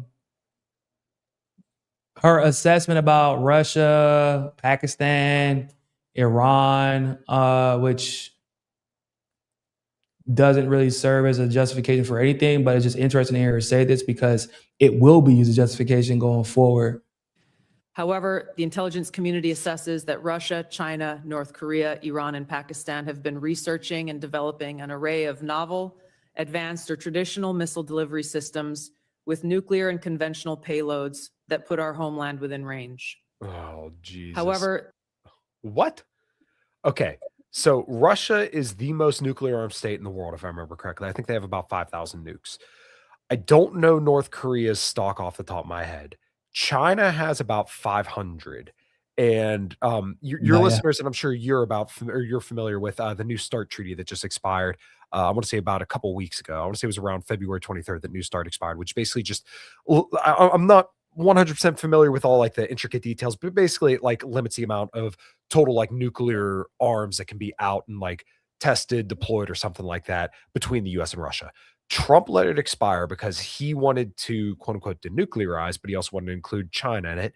And China rejected that because China has 500 nukes, where the US has a few thousand, Russia has a few thousand. So, wouldn't it make sense to say Russia and the US work their way down and then meet China where they're at, and then they all come down together rather than just say, hey, China, you have to get on. I know you have like next to none, but you need to get in on this too. Makes no sense. Okay. That being said, my understanding of all of their delivery systems, like China mostly has like a really, really big badass Navy. I don't know about their air power. I'm sure they have some air power, but I'm sure it's not anywhere near to the degree that the US or the West has, because the West is known for their we can't say that because the US designed the majority of China designed a majority of the systems for the US. Okay. All right. Yeah, fair enough then. Like, because they're not showing their hand doesn't mean right. Well, that's what we're learning right now with Iran, right? So yeah. True enough. Sorry. But yeah, so basically like we don't know the extent of what like China, Russia, or we're learning what Iran can do, but like I don't think any of these countries have the same capability of delivering nukes over to our homeland. And everybody knows the US is a very defensible country. We have two very large oceans on each side of our coasts. It's true. We will see anybody coming miles and miles and miles away. We're not at threat from anybody in the world. So the idea that like we need to be scared about nukes dropping over Kansas or Texas or something like that, it's ridiculous. Yeah, it really is. And like also they're like, oh man, Russia's researching ways to create systems to launch nukes into the US. Like what? They're researching how to fucking cross the ocean into Alaska? Yeah. Like, like what? You mean they can do that right now? Bro. Yeah. I'm like, what? I feel like people have kind of forgotten how close Russia is to the US. Yeah. It's across the street, y'all. Everybody remember Sarah Palin, what was that, 2008 or 2012, saying that she could see Russia from her house? Oh, yeah, 2008. Okay. Yeah. Yeah, no. She probably wasn't fucking joking. Yeah. Like, it's probably some truth to it. But like, dog, if I'm not mistaken, Russia is closer to the US than Hawaii is to continental US. Guys. Cool. Like, if they wanted to, they could already. Right. But it's to say like, okay, they're building missile systems or they're researching systems that could potentially launch conventional nukes and da-da-da. I'm like, okay, so they're doing the same thing that y'all are doing. So because countries are exercising their sovereignty to build arms to protect themselves, and in an environment where the U.S. is acting like a maniac, a pit bull, to be sick on people on behalf of Israel, like that means what? That we should attack every country who could potentially build something to defend themselves against us? That sounds absolutely insane. That's like, bro, it's like whenever you see the movies where the dude beats the hell out of his wife or his girlfriend. Why did you make me do this? It's always the joke. They say they cry out as they strike you. There was just I just saw this on Twitter, actually. Vance apparently commented on Joe Kent. Actually, this is a few hours ago. I actually didn't see Vance's reaction to it. I sent it to you in DMs. It's like a minute long if you want to play it, or whatever you want to do. Let me check it out. Yeah, I haven't paid attention to his reaction, but Vance, one thing I keep hearing people saying Vance the voice of restraint, but like when they first got elected, Trump and Vance, that is, Vance said you got to hit the Iranians hard.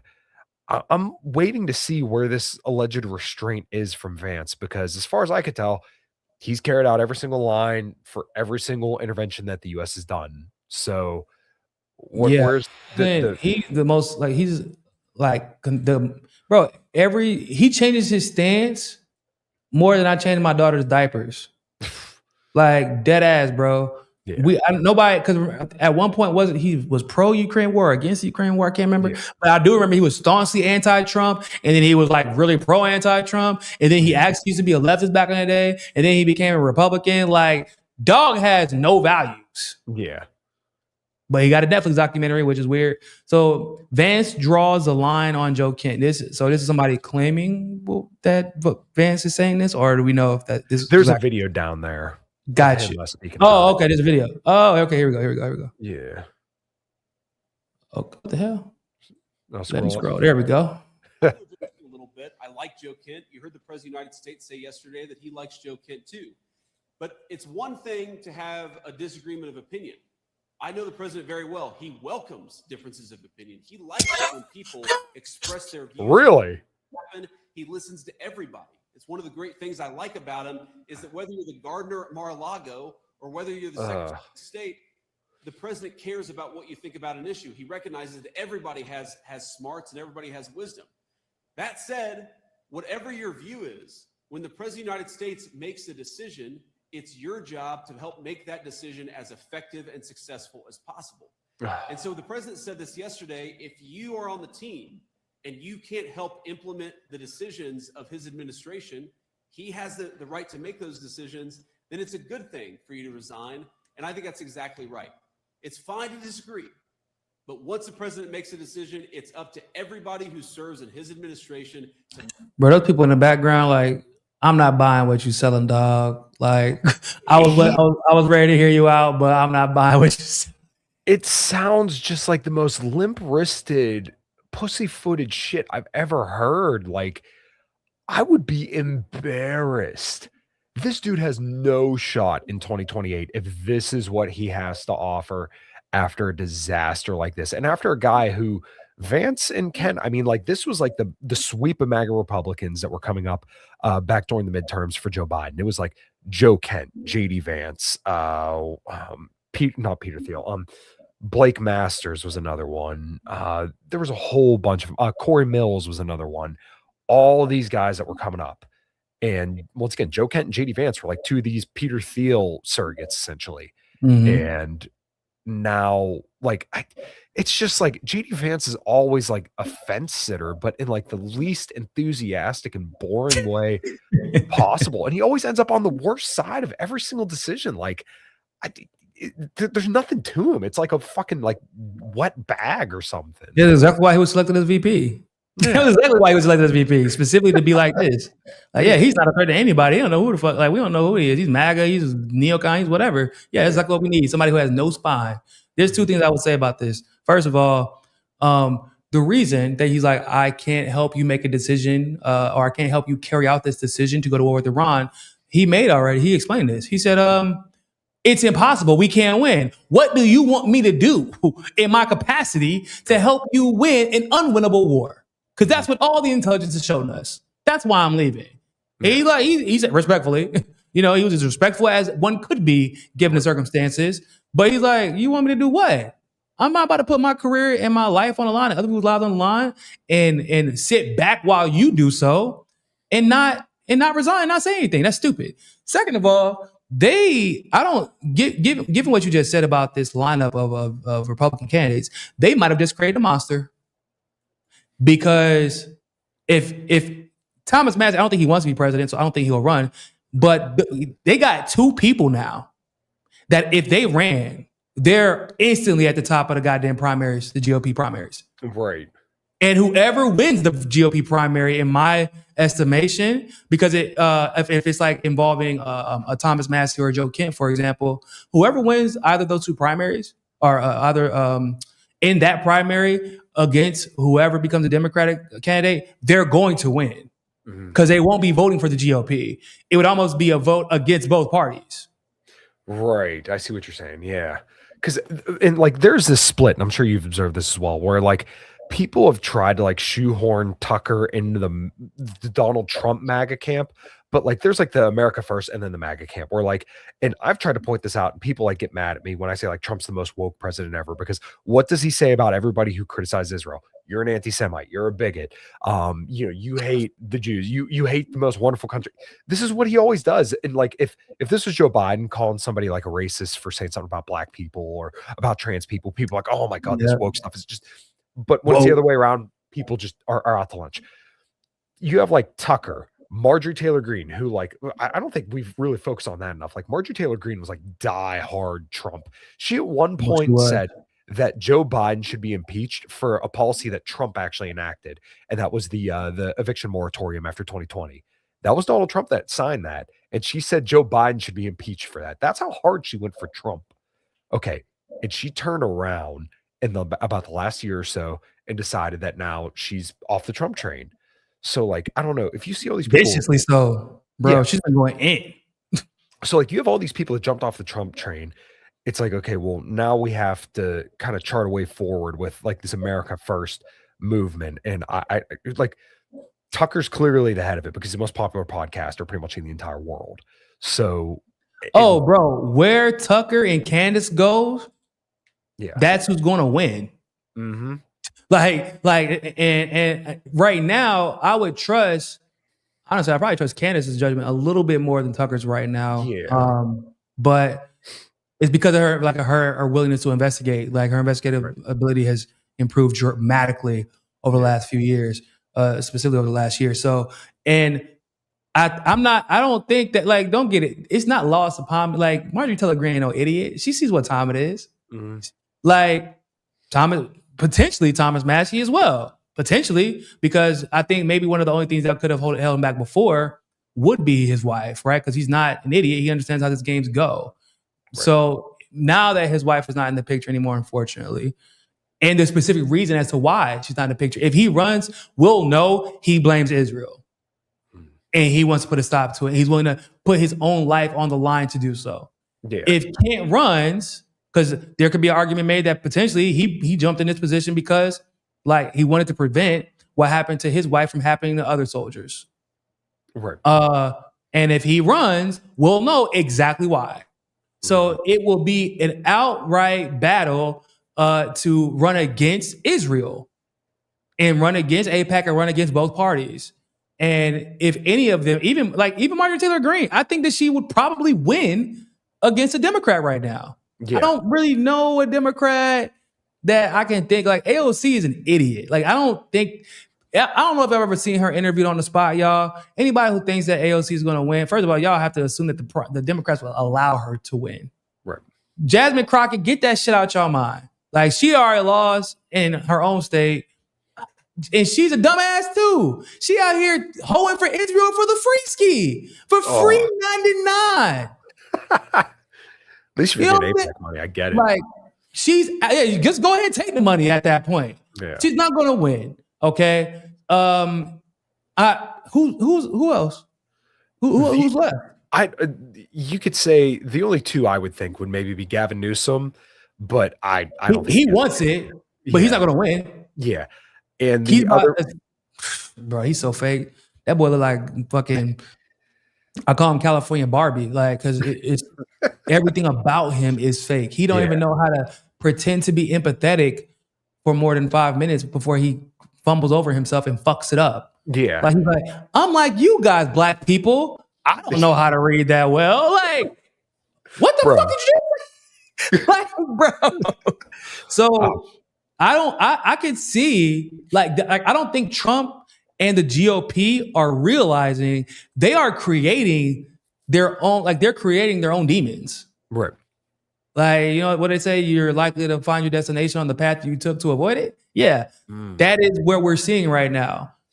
Really quick to wrap things up, man, we got to talk about this story with Israel.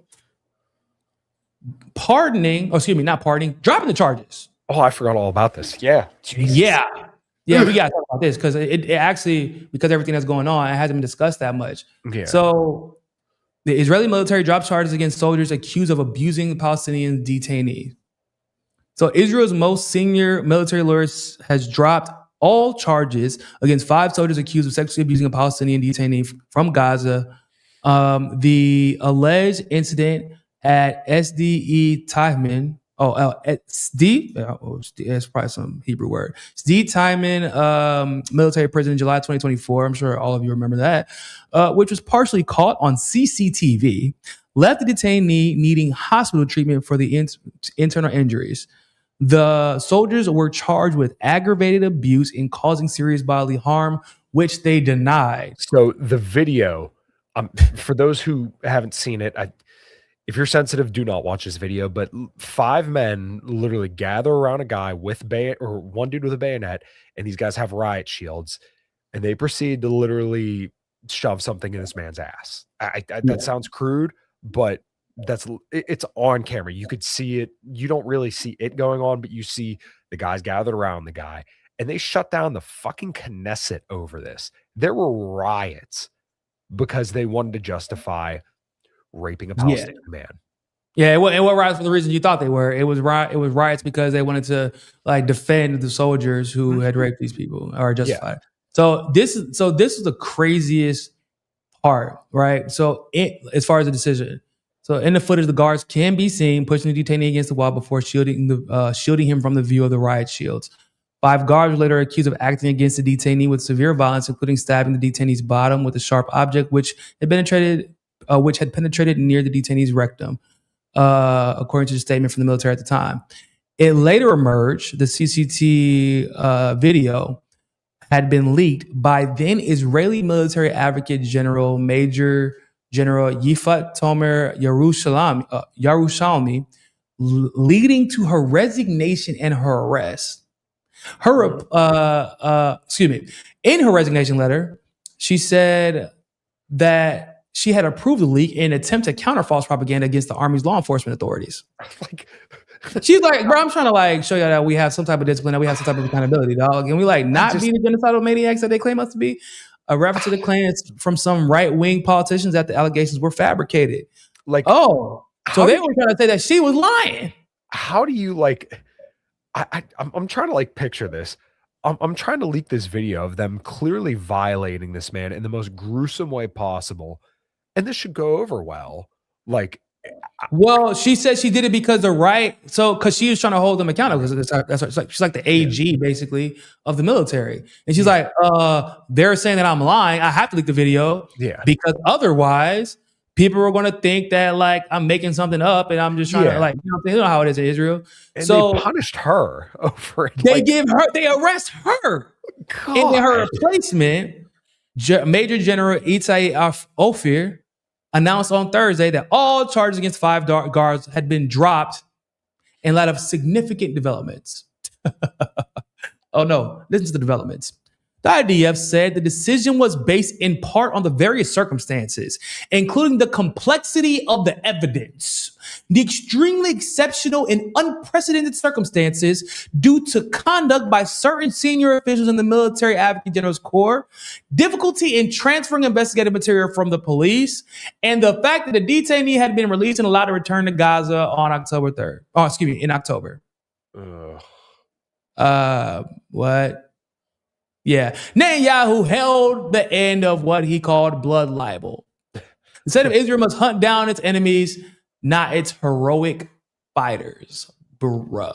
What I just want to know, what is heroic about sodomizing another man? In the most brutal fashion possible, you have at least 5 people, or 6 people that did this. Yeah. And we're committing blood libel right now, according to them, by just literally looking at the video that they shared, that they fired this judge over. No, a Major General. Okay, yeah, I'm sorry, Major General. They fired a Major General. Yeah. Yeah. Over leaking a video of something that actually happened. He says that's blood libel. Like, yep. Could you yes, seeing what you see, you know, like literally a video proving everything that's being claimed, like is not blood libel. It's brave. You know who would consider raping, sodomizing Palestinians as being brave? Epstein class. That's exactly who would consider that to be brave. Yep. That's exactly who would do it. That's exactly what I expect from their bro. They've been celebrating them. They've been like walking around. They've been making television appearances. Politicians have been making appearances with them. Yeah, like they're touting them as heroes for sodomizing a Palestinian. And they couldn't even give a legitimate reason. They were like, the circumstances are too complicated. What was complicated about it? Yeah. They were saying that there was bias created against them. The bias of the evidence presented?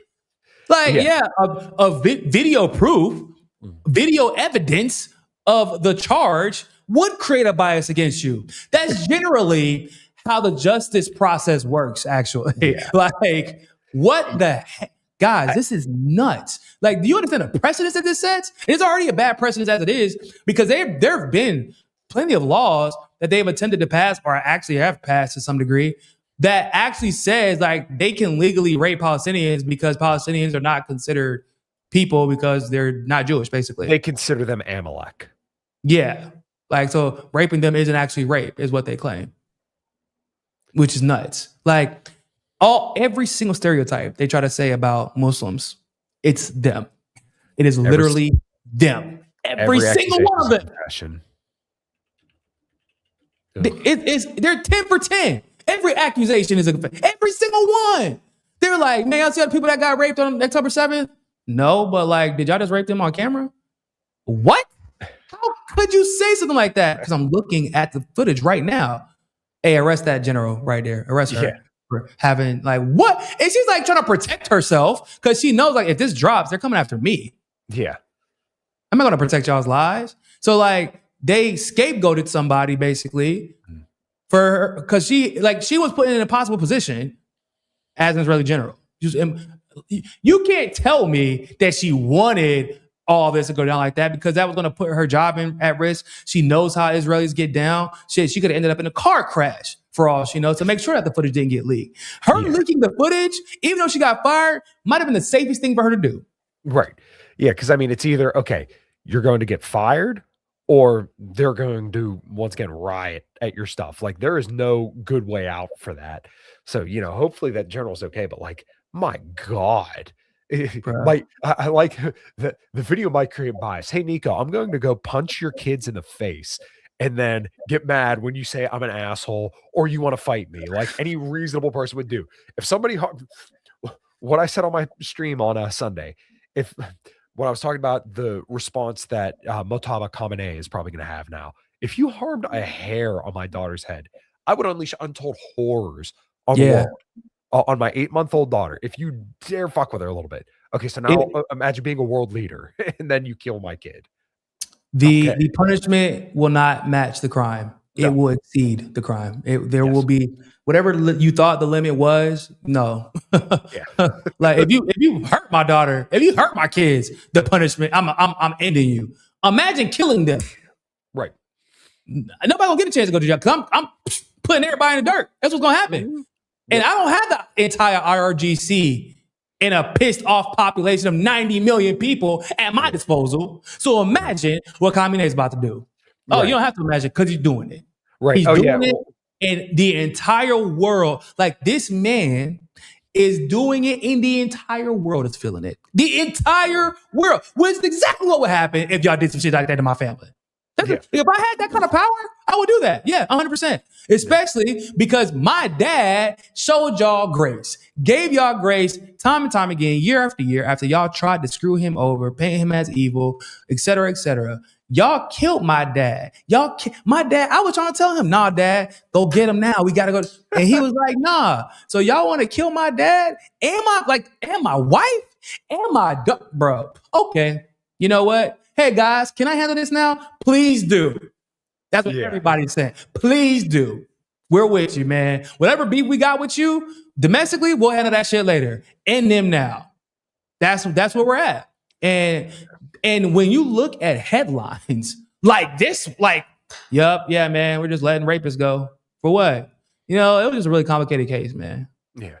Hold up, but do you have proof that it happened? Yeah, it happened, but like, what is sexual assault really though? You gotta understand. They said it was near the rectum. It didn't really penetrate the rectum. It was like beside the asshole. So like, it isn't really rape. It was like kind of like attempted murder. That's like a little bit different.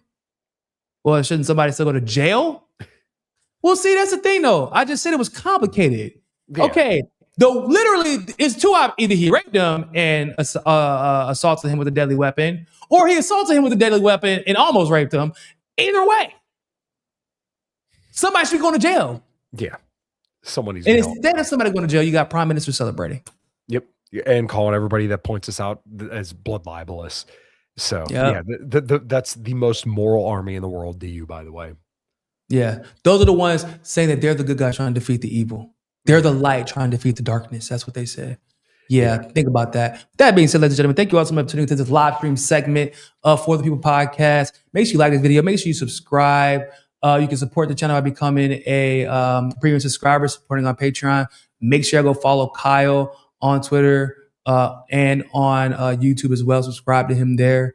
And always remember, more than anything else, find your balance. Peace.